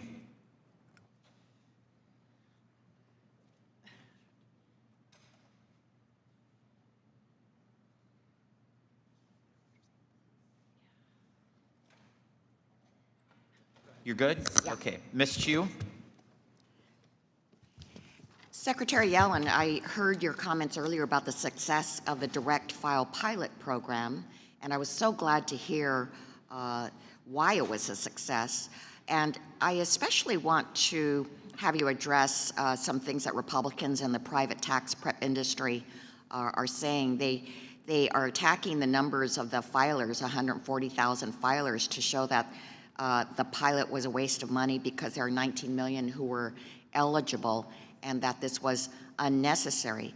And yet, what I see is that there were a lot of obstacles to the program that the IRS was able to overcome. And actually, I would have called it a resounding success. So can you tell us why it was considered a resounding success, considering the obstacles that there were, and what considerations will go into the decision to extend the pilot? Well, let me say that this was an experiment, and it was deliberately introduced in a phased way, starting at small scale. It was only available to most filers for 5 weeks in a subset of states that decided to participate. So for that amount of time, 140,000 people using it and expressing positive reactions to the experience, I would certainly call a success. It additionally, because it's an experiment, only relatively simple tax situations could use it. If an individual went on and it turned out they had the kind of income that wasn't incorporated into the first iteration of this program, they were directed to do something else. But this saved a lot of taxpayers, even in this first stage, a lot of money that they normally spend and a lot of time. And there was customer service available for anybody that needed it. And so overall, I believe we'll see that the experience was a very positive one. So it was deliberately at a number that could ensure its success, actually. That's right, to start in a phased way. Yeah. And I want to also express appreciation because you also made it available in both English and Spanish. My district in the San Gabriel Valley includes many limited English proficient taxpayers who speak not only Spanish, but also Tagalog, Korean, Chinese, Japanese, and Vietnamese. If the Treasury and IRS decide to renew the direct file pilot, can you talk about how it could reach more taxpayers by expanding to possibly even more languages? Well, I'm sure that would be something that would be considered over time. There are other things that could be incorporated in addition to expanding the kinds of income and deductions that are considered. Eventually the information that the IRS gets on W-2s and other information reporting could be used to pre-populate returns, making it even easier. But these are things in the future if it's decided to continue with Free File. Secretary Yellen, also I heard you talk earlier about the proposals that the administration has to end tax breaks for the wealthy and instead restore tax credits for workers and families, like the expanded child tax credit and the earned income tax credit of the American Rescue Plan. We know about the powerful effects of these tax credits on reducing poverty, but can you talk about how these programs will impact the American economy and improve things for everybody? Well, I mean, a very good example would be the child tax credit, which in 2021 lifted 5.3 million people, including 2.9 million children, out of poverty. We saw a 46% decline in child poverty in 2021.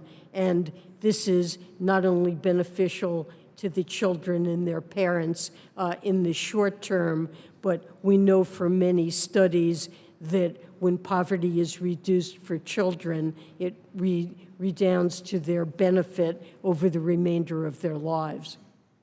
Thank you. I yield back. Thank you. There are several votes on the floor. The committee stands in recess until immediately after the conclusion of this vote series.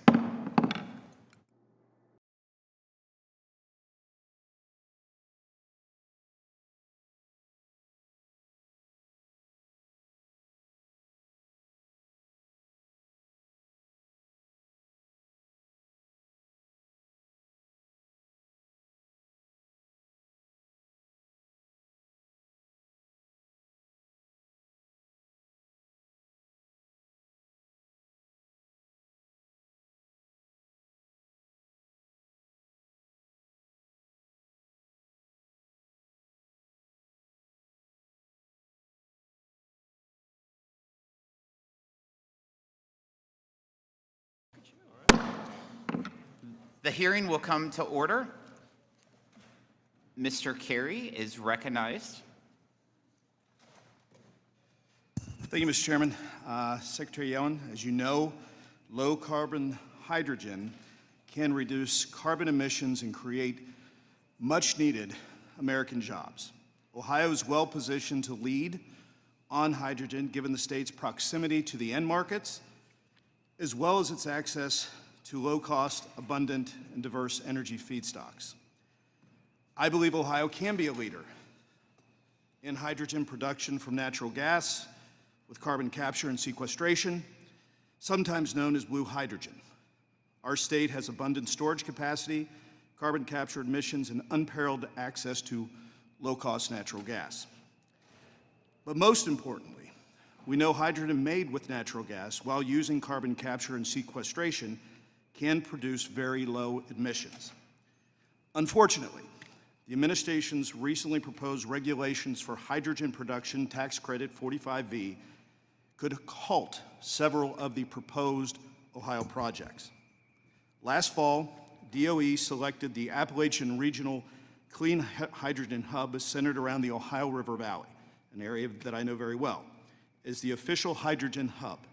Natural gas will play a major role in the overwhelming majority of these projects.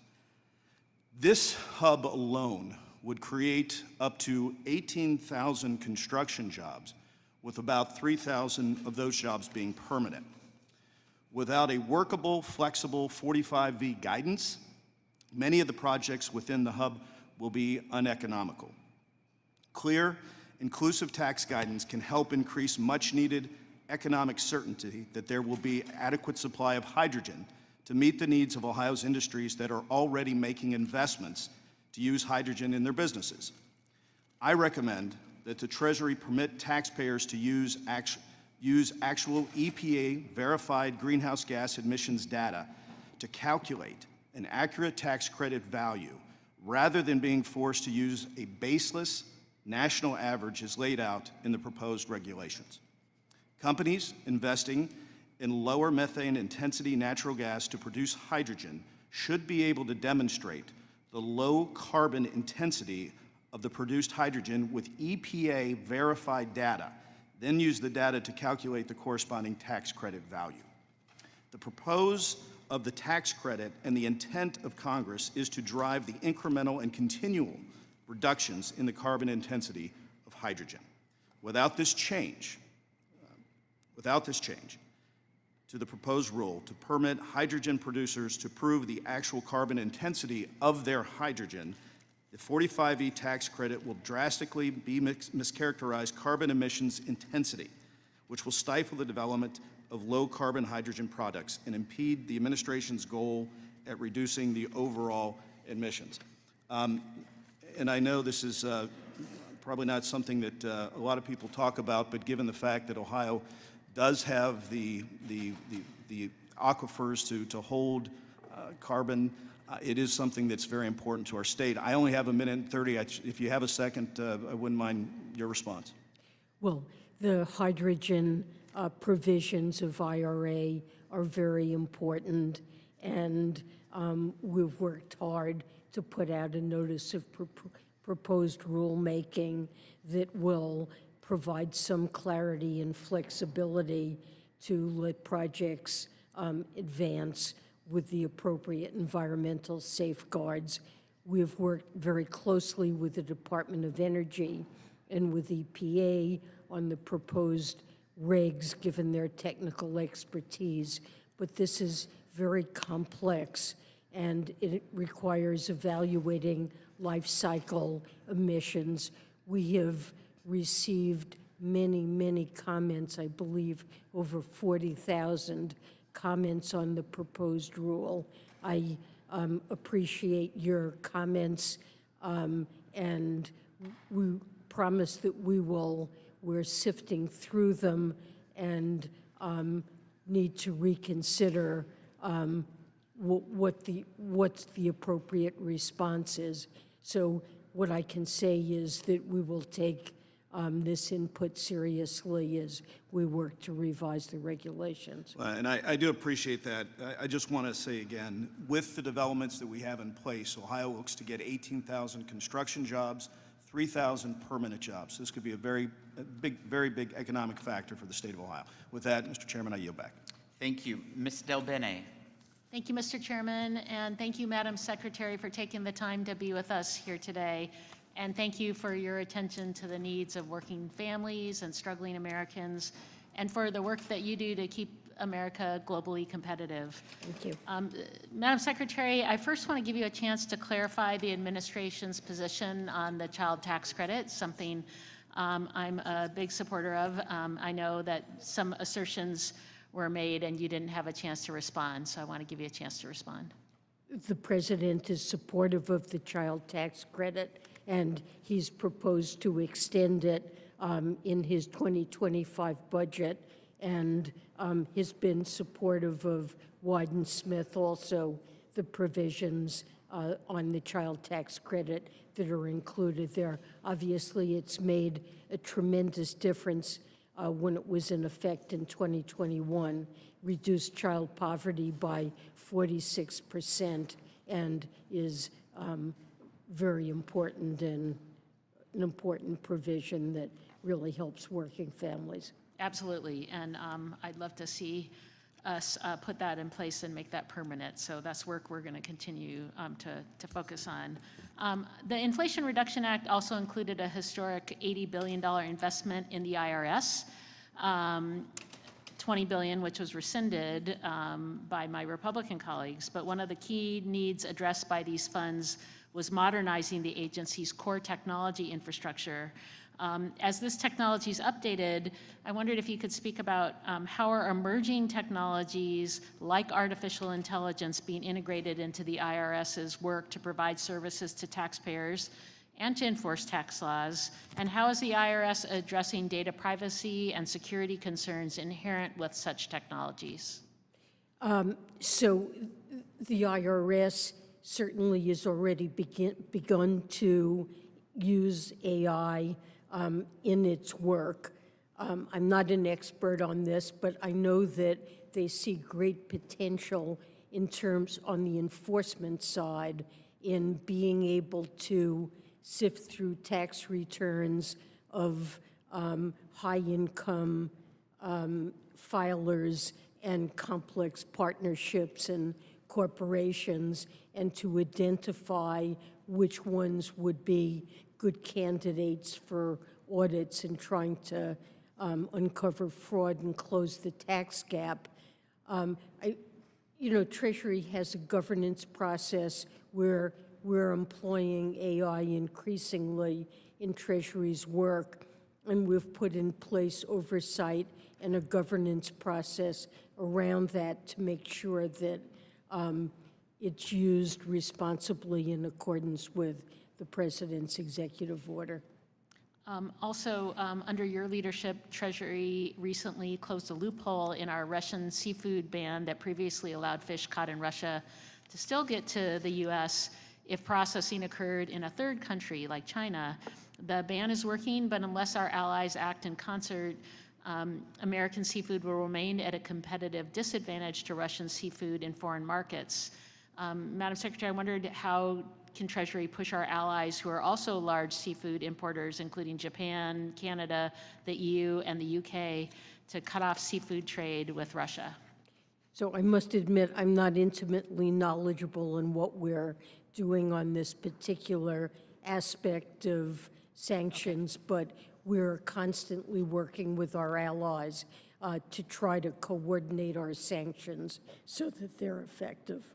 And then one I know you will have, and I probably won't give you enough time on this, but I wondered if you could talk about how suggesting the U.S. will never implement Pillar 2 makes it more difficult to get the changes that we would like to see.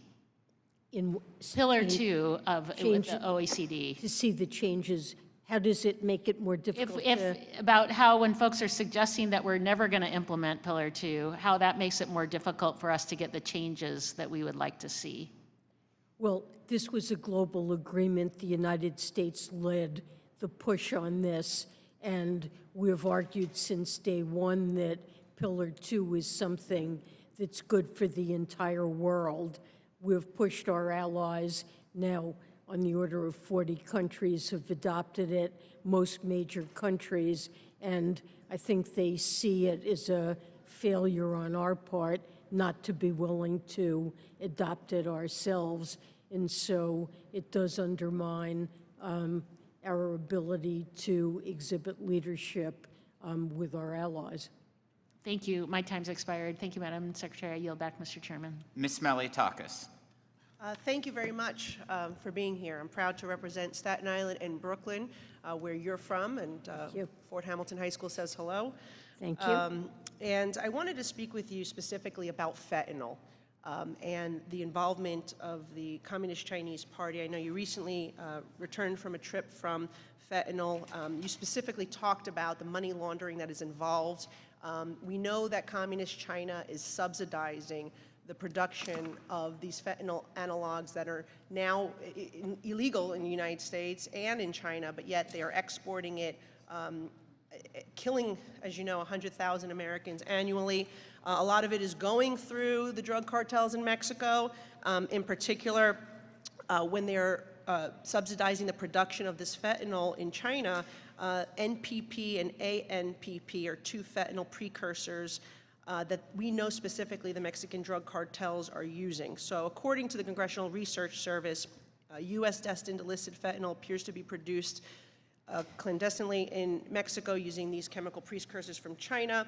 Earlier this month, you reported on your trip that you were creating a joint Treasury People's Bank of China cooperation and exchange on money laundering. So just wanted to know where this group is at, what you think we'll be able to derive from this to help save these American lives that are being lost, sadly, because of this interaction between the CCP and the Mexican drug cartels. So I think fentanyl is a critical issue, as you've indicated, and Treasury is doing everything that we can to stem the flow of precursors from China to Mexico and the illegal sale of fentanyl from Mexico into the United States. I've also visited Mexico to discuss the fentanyl issue and to enhance our cooperation with them. In the case of China, President Biden and President Xi, when they met, I guess it was in November in Woodside, agreed to jointly tackle fentanyl, which was a very good development. Meetings have been taking place. As you noted, in my recent trip, I guess it was 2 weeks ago to China, we agreed to establish a special work, sort of dialogue or work plan around illicit finance. We've had one meeting so far that's been devoted to that topic, and fentanyl certainly is one of the key issues, although we're looking more broadly at illicit finance beyond fentanyl. But China's agreed to cooperate with us to try to stem the sale of these precursors into Mexico and other places. And this is an area of cooperation. So it's your understanding that these money laundering organizations in the PRC are acting outside of the CCP's control? I think so. I don't, it's not my understanding that the CCP is positively directing this activity, but that it is taking place among Chinese firms. And we need their cooperation to clamp down on those firms. We've sanctioned some, but there are many smaller firms in China that I believe are involved in producing these precursors and other equipment that's needed. The U.S. Department of Treasury, the Office of Foreign Assets Control, has so far sanctioned more than 65 mainland China or Hong Kong-based persons for illicit fentanyl trafficking. And we also seen the DOJ take some action indicting 3 of the PRC-based companies. So I'm glad to see that we're having some action taken. any of these firms, again, everything in China obviously has the government's involvement in it. So my concern is more that the manufacturers of this fentanyl are being subsidized by the government. They obviously control the banks in China, and then on top of it, these PRC-based companies. So I'm just wondering how much we can trust them as partners. I'm hoping that you're making some progress in that, but the reality is that, you know, we're seeing this increase, not decrease. More Americans are dying as a result of this fentanyl that is streaming from the PRC to the Mexican cartel. Part of it is because of our open southern border, thanks to the president's 60-plus policy changes when he came in. So I just hope that you will work diligently, and I trust that you are, to really try to hold China accountable for this type of activity that we're seeing that are killing so many Americans. It's a real American tragedy, and we will do everything and are doing everything we can to stem the flow of these drugs into our country. Thank you very much. Thank you, Ms. Sewell. Thank you, Mr. Chairman. And Secretary, Madam Secretary, welcome again to our committee. I wanted to talk to you about equity and the President's charge to his cabinet at the very beginning of his administration to really try to level the playing field and have equity be one of the hallmarks of that. And I had an opportunity to sit with you. I think we had breakfast together. During the last Congress, Congressman Richie Neal put together a racial equity initiative within Ways and Means, and had a chance to talk to you about some of the things that you were thinking about doing in terms of equity. The budget is truly a reflection of what we value. We spend money on those things that we value. I want to commend this administration and yourself for including in this budget expanding the earned income tax credit, the child tax credit, the low-income housing tax credit. I was a bond lawyer before I was a member of Congress, and new market tax credits are a way to really help depress and distress communities. Can you talk a little bit about how the earned income tax credit and the low-income tax housing tax credit will seek to level the playing field and our equity initiatives within Treasury, frankly? Thank you. I think all of the initiatives that you mentioned, the new markets tax credit, which we're proposing to make permanent, and also add a track that would be particularly focused on the most distressed communities. The earned income tax credit would be extended to single individuals with low incomes. It was done in the ARP, yes, and this would make that permanent. Of course, the child tax credit has been critically, when it was expanded in 2021, critically important in reducing child poverty, reduced it by 46%. And amazing. And so the fact that in the FY25 budget, that you would actually make permanent the earned income tax credit, and some of those are very, very important. I noticed also that the President's budget provides a new mortgage relief credit. Can you talk a little bit about what that one is? Well, home ownership for people who don't already own homes, first-time buyers, is almost prohibitively expensive. First of all, mortgage rates have been so low for so long that it's created a kind of lock-in across much of the country where people don't want to sell their homes to buy new ones because they'll lose the benefit of the low mortgage rates they've locked in. And then with house prices having gone up, and now with much higher interest in mortgage rates, it's almost impossible for first-time buyers. So the President has proposed a pair of tax credits. One would go $10,000, I believe, to purchases of new homes, and the other would go to individuals who are willing to sell their homes to try to get rid of some of that lock-in, but we know that affordable housing, and especially starter homes, is an area where we really need to do a lot to increase availability. Increase availability and also access, as well as making sure that we're leveling the playing field so that all Americans have an opportunity to live the American dream.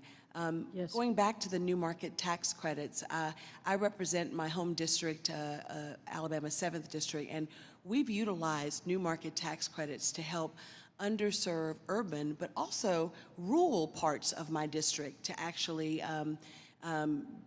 we're beneficiaries of this. As you know, new market tax credits really let cities and counties and nonprofits to give an opportunity to really help a distressed area. Can you talk a little bit about why that permanency with new market tax credits is so critical?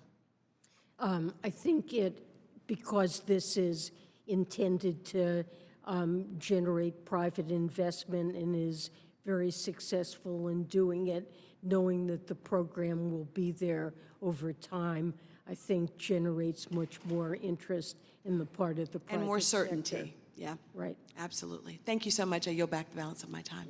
Ms. Miller. Thank you, Chairman Smith and Ranking Member Neal. And welcome here today, Secretary Yellen. I'm going to be on a little different track than my friend from Alabama. I'm deeply concerned about many of the action that the Treasury Department and President Biden's administration are taking. Unfortunately, every American is feeling the constant pinch of inflation, higher interest rates, and lower purchasing power. Despite this, the Treasury and the IRS appear to be only trying to make our constituents' lives worse instead of better. For example, the IRS has continued to illegally delay the implementation of the Democrat draconian 1099-K threshold. The Treasury Department has issued weak foreign entity of concern definitions to that which fail to protect American tax dollars from flowing to Chinese companies. Guidance coming from the Treasury Department on energy tax incentives are blocking traditional energy communities from participating in the future energy economy and leaving them behind. You have led an unprecedented attack on American taxpayer privacy by overseeing the expansion of IRS snooping and yet failing to crack down on the leaks of sensitive taxpayer documents. Furthermore, the IRS has wasted millions of taxpayer dollars on its unauthorized direct file program. The Biden administration has shockingly announced its plan to raise taxes by over $7 trillion next year. You said last month under oath that there is no plan to protect middle-class taxpayers from these planned increases. On the world stage, we've surrendered the U.S. tax base to unelected global bureaucrats at the OECD and failed to protect the American tax system from what I think of as a heinous international interference. On every front, the American taxpayer loses. Our nation becomes weaker, and our global adversaries are rewarded and emboldened. Secretary Yellen, I'm deeply concerned about our domestic industry's reliance on Chinese technologies and investments. As the recently appointed chairwoman of the Supply Chains Tax Team, I look forward to working with my colleagues to improve upon the broken IRA's energy credits, protecting a competitive corporate rate, and ensuring that the United States is the best place to invest, as it was under President Trump's historic tax cuts. I've introduced two bills, the Protecting American Advanced Manufacturing Act and the End Chinese Dominance of Electric Vehicles Act, to improve on the foreign entity of concern definitions for the 45X and the 30D tax credits, respectively. The current agreements establish a dangerous precedent that will take the U.S. decades to reverse by creating a future where our automotive and other industries are heavily reliant on foreign technologies. Without immediate passage of both of my bills, Chinese entities will receive billions of American tax dollars every single year. Secretary Yellen, yes or no? Does the Biden administration support taxpayer dollars funding Chinese entities? Well, when it comes to electric vehicles, the IRA, which obviously the administration supports, has foreign entity of concern restrictions coming into effect this year and next, which will severely curtail, almost prevent entirely participation of Chinese firms in producing components or minerals or processing That's not that yes go or no. into batteries. That's So that's a very significant restriction that will protect our supply chain. With respect to 45X, that's a credit that Congress directed to go to any company that undertakes certain advanced manufacturing Reclaiming in my the time. United States.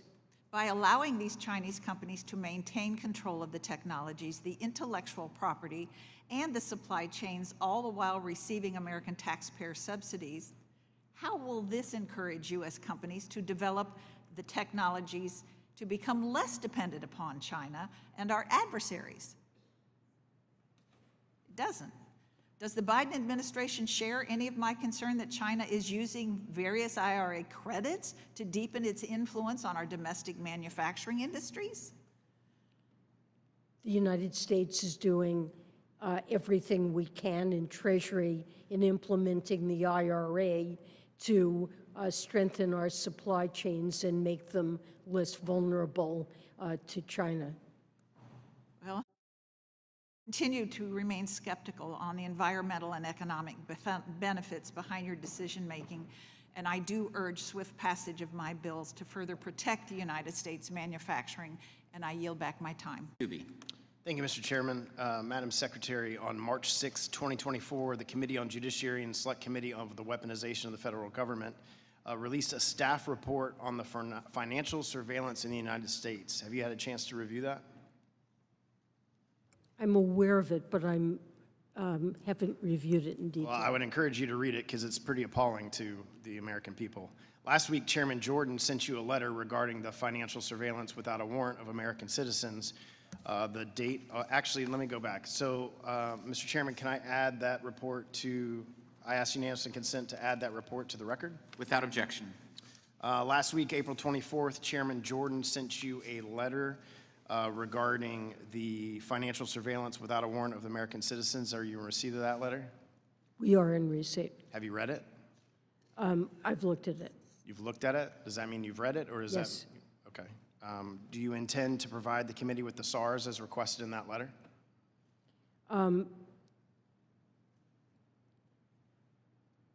We will respond to the committee. Are you going to provide the SARs as requested in the letter? Well, those reports are strictly confidential under the law, and I'm not prepared to discuss any one particular I'm just in asking if public. you're going to comply with the letter that Chairman Jordan, that has oversight over your department and the cabinet, if you're going to comply with the letter. We will respond to the letter, and I don't really have more to say about that. Under the Biden Secrecy Act, the Financial Crimes Enforcement Network, an agency under your control at the Department of Treasury, receives vast amounts of data covering millions of financial transactions involving everyday Americans. Is that correct? Through FinCEN receives reports. And is it correct that FinCEN received 20.6 million currency transaction reports in 2022? I'm not sure, it could be. Could be roughly, more, less, I don't know the number. but you would agree that it's millions of reports. Probably, yes. It's also true that FinCEN received 4.3 million suspicious activity reports in 2022, which was nearly double the amount received by the agency in 2029. I don't know. You don't know at all, even though I it's an don't know agency? if they received double the previous year. I really don't know. So would you, but SARS typically gets millions of reports? You would agree with that Yeah, I statement? don't know if it doubled, though. Okay, well, I'm sure your staff can provide you with that information. I'm It's sure an they can. Agency under your, so you don't know, is what you're telling me? I could look into it, but I don't happen to know. Okay, doesn't the data in these reports include important and sensitive private financial data? Well, these are private data only available to law enforcement. but it includes data of American citizens, their private financial data, correct? Well, on transactions that are regarded as suspicious And their data, and correct. potentially illegal. The sensitive personal financial data included in this report is held in a database, correct? Yes. Neither FinCEN nor any federal law enforcement agencies needs to get a warrant to access this private financial data. Is that correct? I don't think you need to get a warrant, but it's only shared subject to strict confidentiality, But you don't need to get a warrant.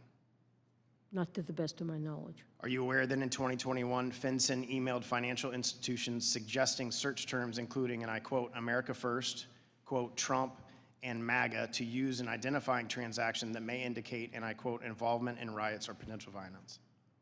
This is activity that took place under the previous administration, not under the Biden administration, in close proximity. No, this is right- 2021.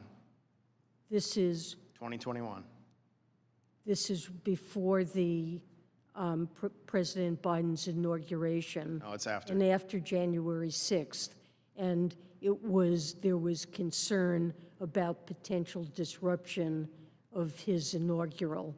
And FinCEN worked as it's instructed to do with financial institutions to try to uncover who was involved in January 6th. So are you aware of the FinCEN emailing the financial institutions with those search terms? I am now aware that there were communications that took place. In some cases, I believe financial institutions suggested to this group search terms they had used that had been helpful in identifying potential perpetrators of January 6th. FinCEN also worked with the FBI in early 2021 to determine certain transaction thresholds for SARs. These include certain weapons-related transactions. Do you know how many SARs were filed as a result of the FBI and FinCEN's coordination at that time? No, the only reason that I believe that weapons were involved, it's never a search term used on its own that results in anything.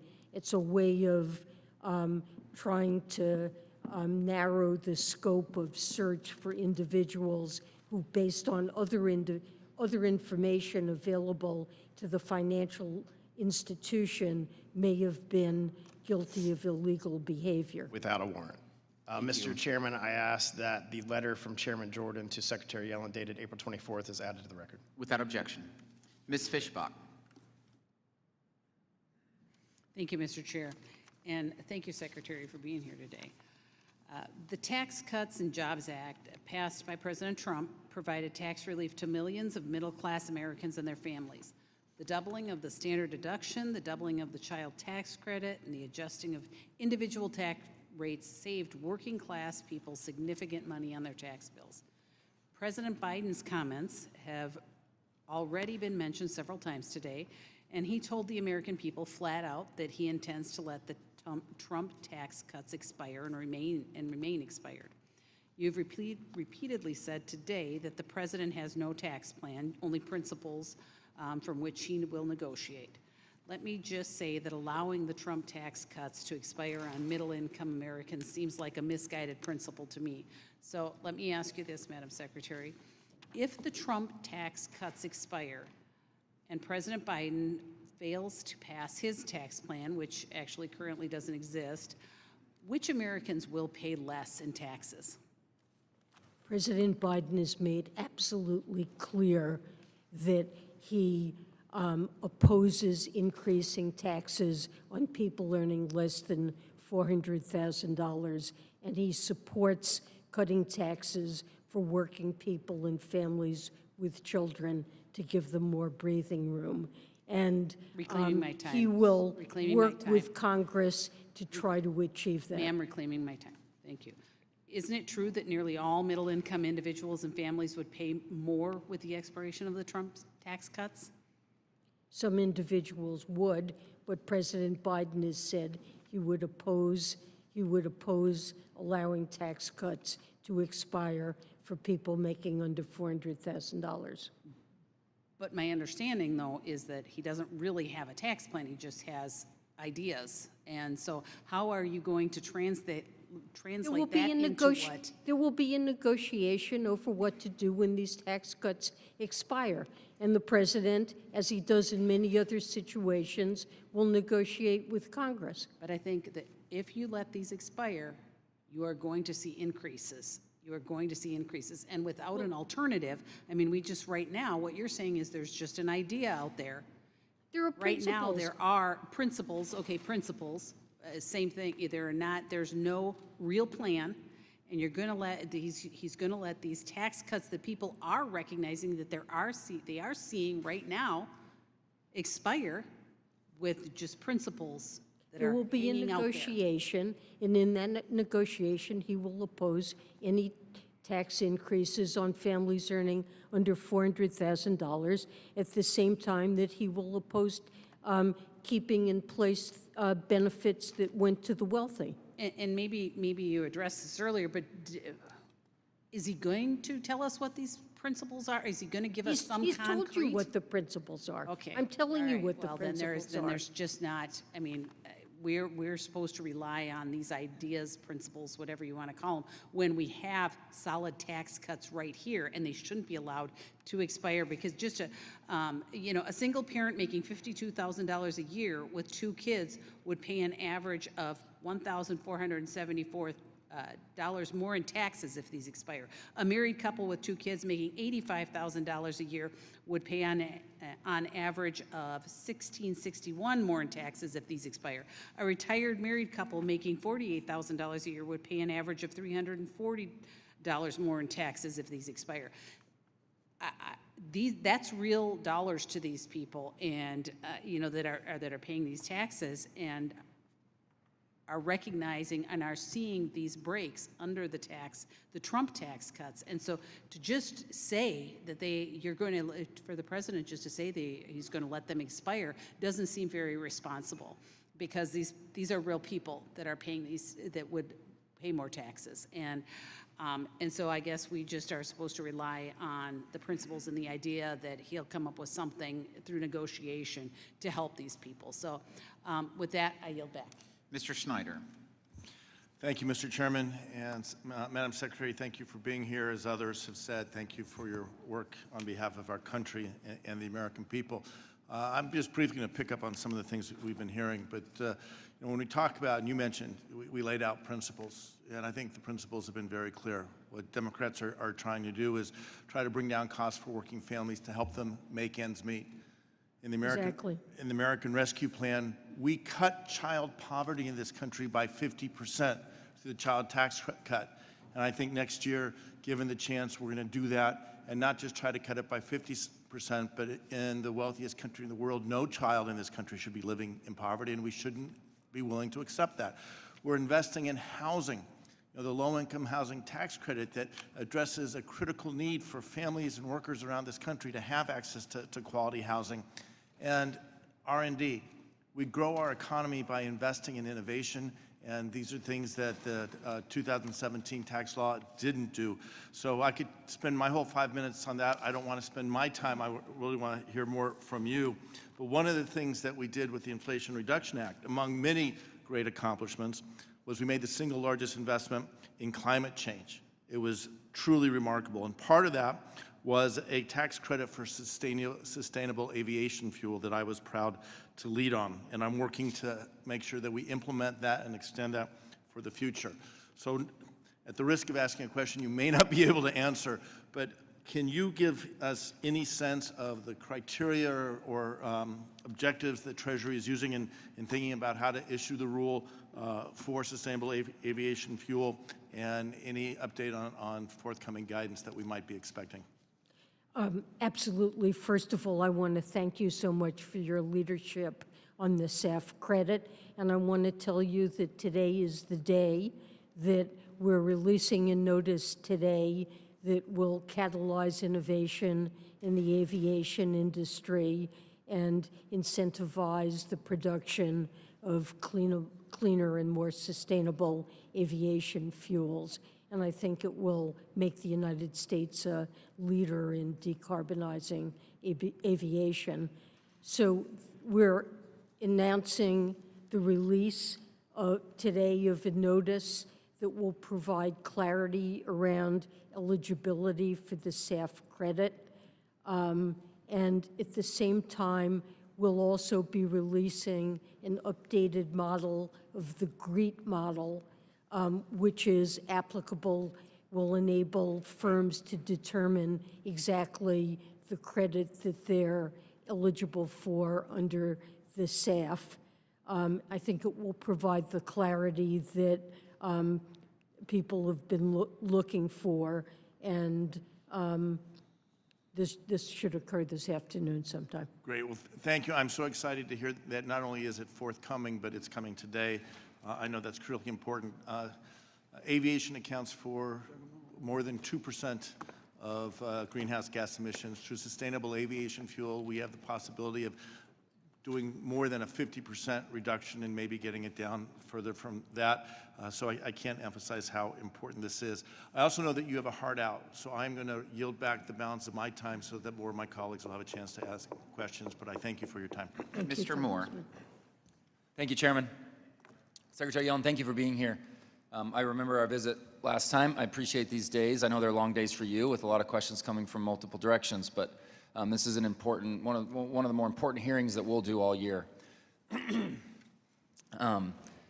So this is going to sound like a gotcha question to start off with. It is not. I want to expound on it and have a really thoughtful discussion on the corporate tax rate because it's based on our conversation last time and a continuation of that. But would you agree, can we at least say that we agree that tax policy does have an impact on our economy?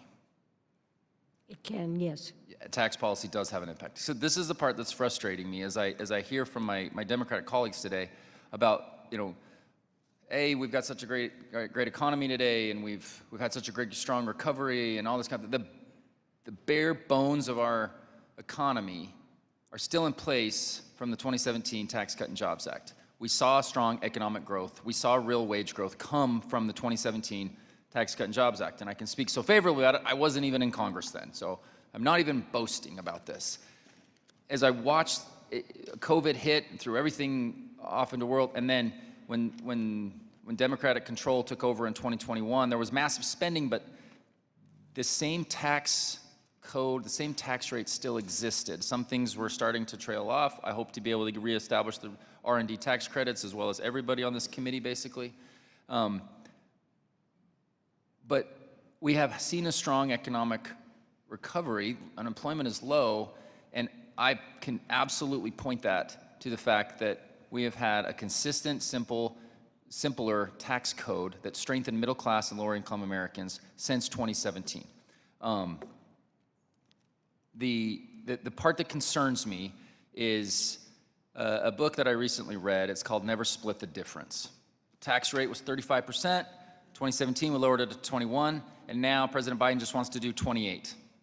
It almost feels like lazy to me that we're just going to say, well, okay, because you admitted last time you were here when we were having our conversation, I do believe it was too high, and now I believe it's too low. So we're just going to split the difference. But the part that I want to hit on here is, according to the Tax Foundation, the top combined marginal rate on corporate income under current law is actually 25.6%, and the president's proposal would increase that to 32.2%, a corporate tax rate that would be the second highest in the OECD behind Colombia.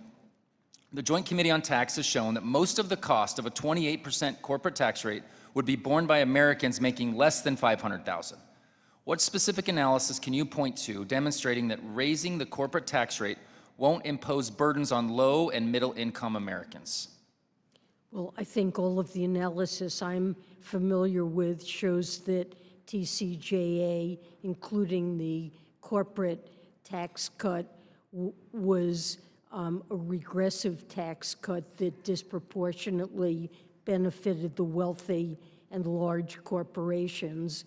And the corporate tax cut enriched corporate shareholders at the expense of the alternative, which would have been benefits to middle-class families. So if I could jump It in. promised an investment boom, and that certainly never materialized. You said that the economy did well, but I don't believe it did well because of that piece of legislation. Okay, And thank you, it thank you, and I'll simply busted the reclaim my deficit. time. Because I don't believe you can argue, and if you want to come to the Utah's first district, you can hear from companies in that district where their real wage income grew for their frontline employees. This wasn't just for all of the shareholders like it's oftentimes communicated. We will see that as we just try to split the difference on this tax policy, that cost will go directly to the consumer. Take Well, a there's- retail company or a Home Depot or a Lowe's. If we put that extra tax burden on them, there's only one place to put it. They still have to pay their employees. They're going to have to raise income. They're going to have to raise prices on consumers. And I don't know of any analysis that would refute that. Well, there's an interesting recent paper that shows that there were some benefits that went to wage earners from the corporate tax cut, but it was almost exclusively to the highest income earners within corporations, that virtually none of it went to the massive workers at these firms. And that hasn't been my experience talking to actual companies in my actual district. I know it's considered a strong talking point from my colleagues on the left, but that hasn't been the experience companies had. Extra income that they could reinvest in their companies, they would keep it onshore. And this is the part that I just dig into that frustrates me so bad. And I'm already over time, and I appreciate the conversation, and I believe next time we'll continue to talk about the corporate tax rate. Ms. Steele. Thank you, Mr. Chairman. I want to highlight the provision from TCJA that has been bipartisan support. Foreign-derived intangible income deduction, or FDII, incentives companies to keep intellectual properties here in the United States. This allows companies to invent and make new creative works here, including my home state of California. We are also competing with countries provide massive tax incentives to attract innovative companies. And FDII ensure that United States remain the best place to develop global solutions and technologies for the future. And we must protect this provision created in TCJA. This is the reason why I am introducing Growing and Preserving Innovation in America Act. This bipartisan legislation will permanently preserve the current FDII deduction rate. Secretary Yellen, that you've been here for such a long time, and I really appreciate it. And I just want to do the follow-up question that Congressman Winthrop asked you about China and the OECD. That under TCJA, that U.S. corporate tax lowered to 21%, and China is 25%, but there are actually certain companies up to 15%. So they're kind of like a corporate tax rate is low. If the United States raises corporate tax rate to 28%, and we adopt the new global minimum tax rate, the U.S. will forfeit tens of billions of dollars that we've been talking about. That Pillar 1, we're going to lose about $120 billion, and Pillar 2, about $40 billion. And, you know, actually, we did the Cordell trip to France and Germany. French government didn't even want to meet us because they are gaining about $4 to $5 billion from these the Pillar 1 and Pillar 2. So this will hurt the U.S. economy, I believe. And the plan being discussed fails to hold China accountable, since I'm on Select Committee on China. So we've been really watching it, that you know what's going on with China. So if I heard right, that you assume the earlier that China will join the OECD agreement, what assurances do you have that they would truly comply with the rules and not continue to abusing the system like they have done so many times on the international level? And why should we give the CCP on economic advantages on the back of American taxpayers? Okay, well, you covered a lot of different things, but let me respond on China and Pillar 2. You know, this is an agreement that contains an enforcement mechanism That's one of the reasons it's so powerful. If a country doesn't go along with it, doesn't raise their minimum tax rate on their multinationals to the agreed upon level, other countries that have complied and put it into effect can tax firms based in countries that are not going along with it. That applies to China. If China doesn't raise taxes on its multinationals and they operate in the United States, the U.S. will impose taxes by, it's called the undertaxed payment rule. We will impose taxes on those Chinese corporations, and we'll collect the tax revenue, and we will make sure that those companies do pay a 15% minimum tax so that they don't have unfair competition with our companies. Now, if China imposes the tax, they can collect the tax revenue. But if they won't do it, we're going to collect the tax revenue, and we're going to tax the Chinese firms. And this works to our advantage, not to China's. I'm not really sure that, China's been always like, for them, that stealing is much cheaper than, researching, and it just takes longer time, it's much faster. So I don't know they can really follow the rules and then they're gonna raise taxes to comply, the global minimum tax. So having said that, I wanna go to my question that another expiring provision in the TCJA is enhanced standard deduction. This is a guaranteed tax deduction for hardworking Americans who want to file simple tax returns. And you were talking about actually simple tax returns that about 140,000 people filed it because the IRS system that it's been changed. If this provision expires, taxes will go up on hardworking families. Do you support the increased standard deduction created by TCJA and support keeping these individual tax cuts for hardworking Americans making less than $400,000 who do not want to maneuver a more complex tax system that exists? The gentlelady's time has expired. The president supports no tax increases on families making under $400,000. I'll just make just one statement because most of new audits from IRS are targeted more on the making taxpayers making under that's $200,000, so that $400,000 kind of like assumed numbers. But you know what? Having said that, I have a few questions and I'm going to submit in writing. Thank you. The gentleman from Pennsylvania, Mr. Evans, is recognized for 5 minutes. Thank you, Mr. Chairman. Will the gentleman suspend? We have about 28 minutes left of your time, Madam Secretary, so we're going to try to keep it on time going forward here, and I would appreciate all the members to respect that time. Thank you. I don't have to. Go ahead, Mr. Evans. Thank you, Mr. Chairman. I have to leave at 2:15. 2:15. We better talk fast then. Thank you, Mr. Chairman. I thank you, Madam Secretary, for being here today. I want to talk about Social Security, one of the most foundation anti-poverty programs that our country has ever created. Something I want to stress that it is a earned benefit. So the question I want to ask Madam Secretary, the House Republican Study Committee proposed Social Security budget would cut Social Security by $1.5 trillion over the next decade.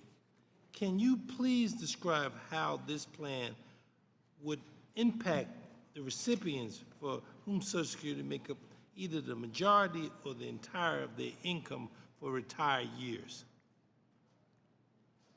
Well, Social Security is a critical program that keeps millions, tens of millions of people who are retired, our seniors, out of poverty.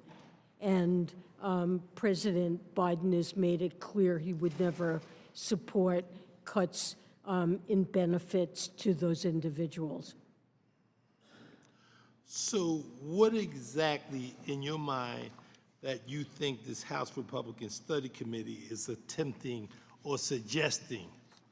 You have any idea what you think they're trying to suggest? I'm not sure exactly what they are suggesting, but they may be suggesting benefit cuts, raising the retirement age. I'm not sure what's in their list of suggestions. That's basically what I want to get understanding. If you don't have an idea, we don't have an idea. So I want to be very clear. We thank you for all that you have done, and we thank for the service that you have done. We really appreciate and value that. Thank you. Yield back to you, Chairman. Thank you, Congressman. Thank the gentleman from Pennsylvania. By the way, I chair that committee, so if you need to help on what that policy is doing, I'd love to sit down and chat with you. With that, I recognize the gentleman from Pennsylvania, Mr. Fitzpatrick. Thank you. Thank you, Secretary Yellen. Thank you for testifying here today on the President's budget for fiscal year 25. Secretary Yellen, in the current budget plan outlined by this administration, it assumes that the tax cut and jobs provisions will expire at the end of 2025, and under that plan, the child tax credit and the standard deduction both would be cut in half.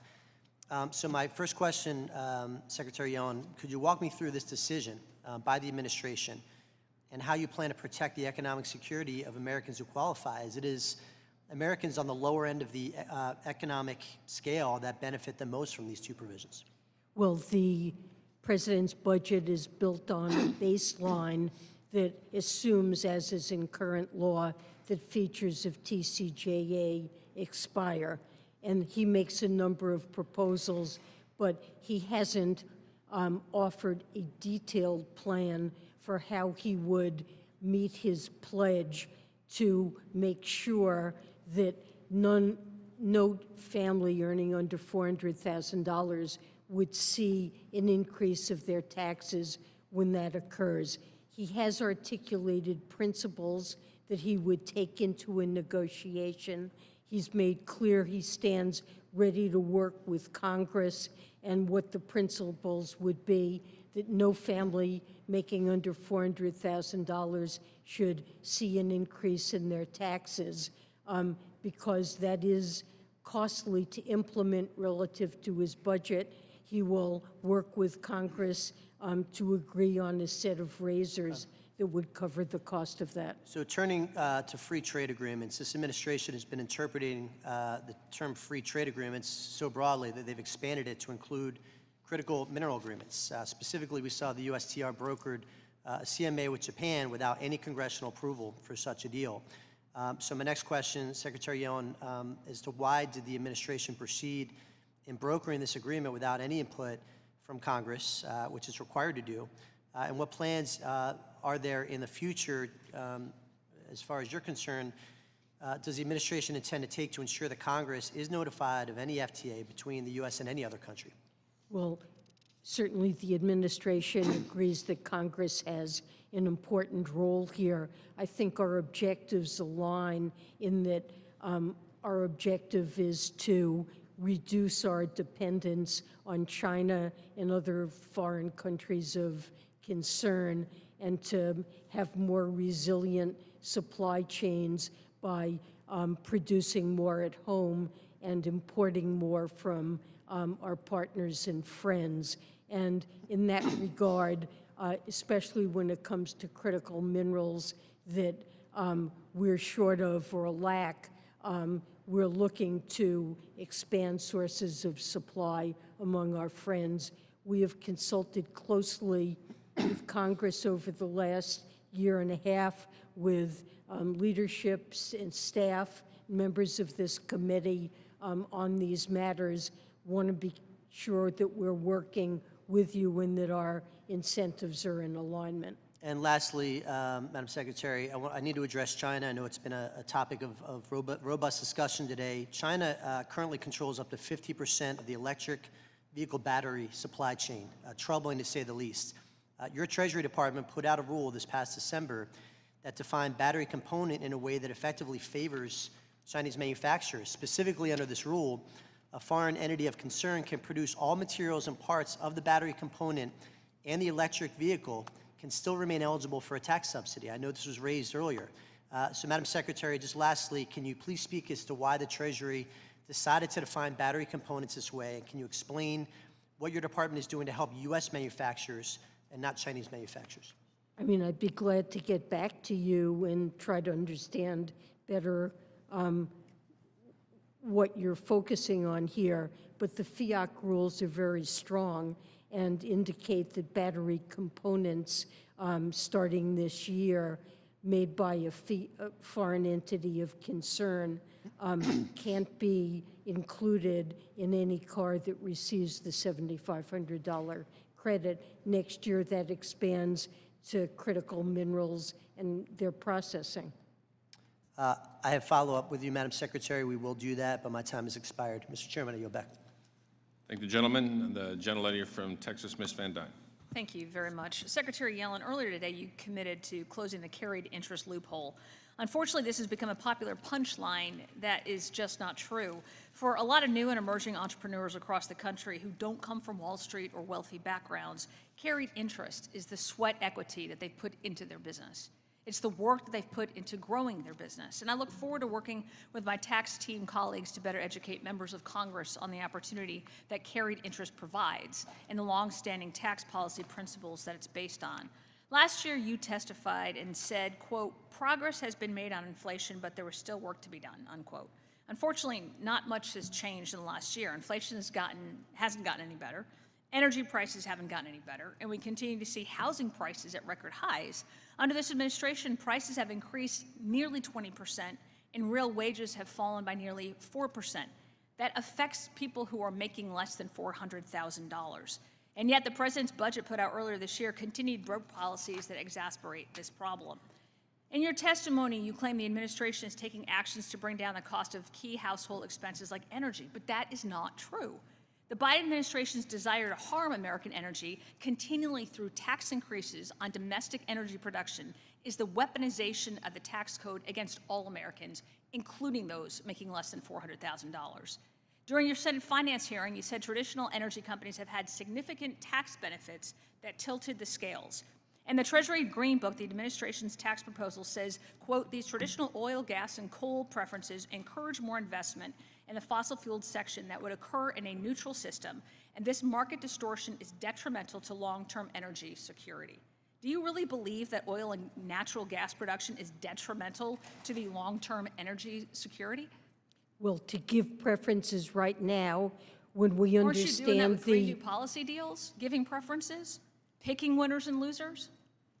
Well, we pick winners and losers, but they have to be ones that are positive for what is an existential threat, Okay, which is so you climate believe change. then that oil and gas, natural production, is an existential threat, and that will is somehow better to cut all of that production for our long-term energy security? No one is saying to cut all that production, So but some is there's no we will right, be I reclaim my dependent time. on this Is the for administration's a goal to long shut time, but there's down- no Is it the reason. administration's goal to shut down energy companies and change the rules to basically make it impossible to operate profitably? It is not, that is not the administration's objective, but there's no reason why we should be giving tax preferences But is tilting the to scales incent. toward green energy worth the security risk by buying oil from adversaries such as Venezuela? We're promoting clean energy and renewables. We are buying it from countries. In order We are to, buying it from countries that produce it in a much dirtier manner than any place in the U.S. And We're that is going what to your switch to policies are renewables. forcing us to do right now. Earlier, you talked about the corporate rate in the U.S. as my colleague Congressman Moore has alluded to. The U.S. has been at a quote race to the bottom. Did the Tax Cut and Jobs Act lower the corporate rate to the lowest in the OECD? it's among the lower in the OECD. I fail to see how this is the bottom then. I mean, under the president's budget, according to the Tax Foundation, the U.S. would have the second, not the lower to the bottom, but would have the second highest corporate rate in the world. Is this something that the Treasury is proud of? Over decades, corporate tax rates It have would be the declined second around highest the world. corporate rate in the world. I don't believe that 21% is the second I have other questions, highest but in I the also want world. to make That's sure that I have certainly some of not my other true. colleagues have an ability to ask them. With my 1 minute left, I yield. Madam Secretary, I know we're close to your time. I'd ask for your indulgence to our Democrat on the side over here, Mr. Byers from Virginia. Mr. Gomez, okay, from California. Thank you so much, Mr. Chairman. Mr. Byer and I will be splitting this 5 minutes, so I'll be quick. We took care of Jimmy Panetta, so he couldn't get back in time, so we get the last 5. One of the things is, first, let me just say, I recognize that the President's budget proposal for fiscal year 2025 invests in working and middle-class families by making childcare and housing more affordable. And these are 2 issues that I don't think we give a lot of attention to. Last year, during a retreat with the Ways and Means Democrats, Jack Lew came by and said there's 2 issues that are, in the near and long term will be dragging down the growth of our GDP, childcare and housing. And it makes sense when you see almost those 2 issues combined eat up about 60% of a family's income pre-tax. So one of the things we're trying to do through 2 caucuses I started was the Congressional Dads Caucus is childcare, the child tax credit, how do we focus on that? And then at the same time, when it comes to more housing affordability. So I'm going to kind of go out of order since we have limited time on my questions, but Secretary Yellen, can you detail actions the administration is taking to provide desperately needed relief for America's renters? We are really looking to expand through any number of tax proposals. When it came to reducing child poverty in this country by making it fully refundable but also advanceable. I believe that advanceability is not given a lot of attention that it should get and should receive, because as a working class person, $200, $300, $500 a month means that you can use that for formula, diapers, all those monthly expenses. Would you agree that paying the CTC on a monthly basis, which I know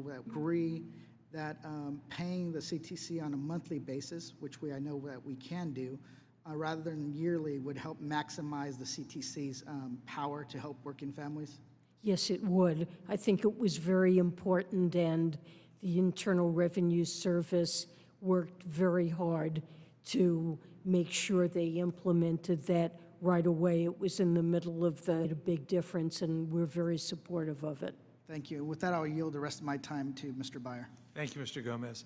Madam Secretary, I greatly appreciated seeing your proposal for a minimum income tax of 25% on the ultra-wealthy. I was proud to work with Steve Cohen to turn this into legislation, many co-sponsors. It is ridiculous that the wealthiest 0.001% of Americans on average pay effective rates in the single digits. Many of them pay nothing. Can you talk to us about how that minimum tax would work? Yes, the president's budget would impose a minimum tax of 25% on total income, and income would include unrealized capital gains.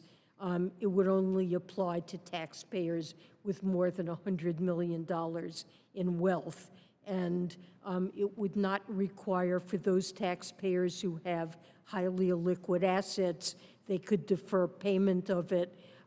Others could pay in installments so that it wouldn't be a huge hit in the first year. But right now, many wealthy people really never pay taxes on that during their lifetime. They borrow against it, live very well, and often can pass it on with step-up of basis at death so that no one ever pays taxes on those gains. Thank you very much. One last question in 25 seconds. Are you thrilled with direct file so far? It's going great. It's gone really well. We're going to provide a thorough assessment, but all the anecdotal evidence we hear, people have really appreciated it, found it easy to use. It saved them on average $270 and something like 12 hours of work to file their taxes, and it's a great option. Thank you very much. I yield back. Thank you. Madam Secretary, this is your option. We have one member left. He can submit his questions. He'll give you those questions, or he can go now. Go for it. Thank you for your indulgence. Last one. Thank you, Secretary Yellen. I truly appreciate you being here and at least giving me some grace and giving me some time. Thank you very much. So last week, I sent you a letter on the decision by USTR to reverse digital trade policy at the WTO. which I'd like to submit for the record. With the decision, the USTR determined that it will no longer defend against foreign governments' demands for American businesses to locate facilities, equipment, employees, intellectual properties in those countries. In the Pillar 1 negotiations, market countries have sought taxing rights over companies selling into them, but those taxing rights are allocated on paper only, as we know. The local data storage requirements that would proliferate around the world do the opposite, reallocating taxing rights not on paper, but instead reallocating real economic assets that create a taxable presence in those countries. So this year's Green Book, the President notes the concern of undesired incentives to locate certain economic activities abroad. But if local data storage requirements are allowed to proliferate, U.S. businesses will face not only an incentive to invest abroad, but will require to do so. This newly allowed method of discriminatory targeting of the U.S. companies for tax revenue is going to cost us, obviously, jobs and investment and IP transfers. So my question is, Secretary Yellen, did the Department of Treasury consult with USTR on the likely tax and economic impacts of this decision? I mean, did you guys work together? Did you talk about it at all? Well, this was really USTR's decision, and I honestly have to defer to USTR when it comes to Ambassador Tai's position that she's taken on you're talking about the WTO situation with digital trade. When it comes to Pillar 1, we've had interagency coordination, and our position on this really remains completely unchanged. We're trying as hard as we can to get rid of digital service taxes that we regard as discriminatory against U.S. firms. And thank you for that, but you know it very well. If you look at it, I mean, obviously our multinationals will have to build infrastructure, and that obviously will cost these companies jobs and cost taxes that could be paid here. I mean, how do we square that up? You mean because of the WTO position? Yeah. I'm sorry, I really just can't. I haven't been involved in that at all. We've generally opposed data localization requirements, and I don't think that's really changed significantly, but I honestly have to defer to USTR on that issue. And I appreciate that. I mean, it just seems like everybody's at odds here. The USTR is at odds with the Treasury. I mean, in the WTO, I mean, I don't quite, I think we're going in two opposite directions. And I think the thing that we don't want is where our multinationals are paying and paying taxes to other countries, and other countries are using us for a piggy bank. And I just feel like we're swaying that direction. Do you see that at all? Well, we're really trying to oppose that in the Pillar 1 negotiations. We're trying to get rid of digital service taxes that are being imposed on our firms. Well, I'd really appreciate that. I mean, but continue to look at that. Please do a deep dive into this, because what's going to happen is we're going to lose a lot of dollars when these infrastructures get moved to other countries, and losing jobs and IP transfers. So if you could. With that, I'll close down my comments. Thank you for being here. Madam Secretary, we would not want you to leave here without getting high praise and accolades from the gentleman from California, because I'm sure that's what he wants to heap upon you on your way out. So, Mr. Panetta, you're recognized. Thank you, Madam Secretary. Thank you, Mr. Chairman. Madam Secretary, I will be quick. I'll focus on just one issue, and it's one that's important to me and my constituent in the 19th Congressional District, and that's housing costs. As you know, researchers have found that high housing costs can strain a local economy by slowing employment growth. If housing is unaffordable, local companies can struggle to attract and recruit workers. I have long advocated, especially on this committee, for building of more workforce housing, for making sure that there's a first-time homebuyer's tax credit, for doubling the capital gains tax on home sales. We want to make sure that there is these types of tax credits to bolster housing. Can you explain how investment in housing, like the areas that I've talked about, can support the economy, and would the Department of Treasury support these types of investments, especially in workforce housing? Well, we're very concerned about shortage of affordable housing in places like California, but also many parts of the country. The president is doing everything he can to promote affordable housing. There are many proposals in the Green Book, including expansion of LIHTC and credit for first-time buyers and sellers of houses to get rid of some of the lock-in that's occurred because of the increase in mortgage rates. And I agree with you on the LIHTC, and I'm a big supporter of LIHTC. However, what I've found, especially in the 19th Congressional District, you have a number of people who work in our district, but they don't qualify for low-income housing. That's why I believe workforce housing is very, very important to ensure that people who work in the district can afford to live in the district. And so I'm hoping that workforce housing is something that the Department of Treasury would be interested in. We'd be glad to work with you on that. We're trying to do everything we can in this area. And I will take that as a closing answer. Thank you, Madam Secretary. I yield back. Thank you. Thank you, gentlemen. Madam Secretary, thank you for your time here before the committee, and thank you for extending your time. We stand adjourned. Without objection. Members will have 2 weeks. Members will have 2 weeks. Members will have 2 weeks to submit questions in writing. Madam Secretary, thank you.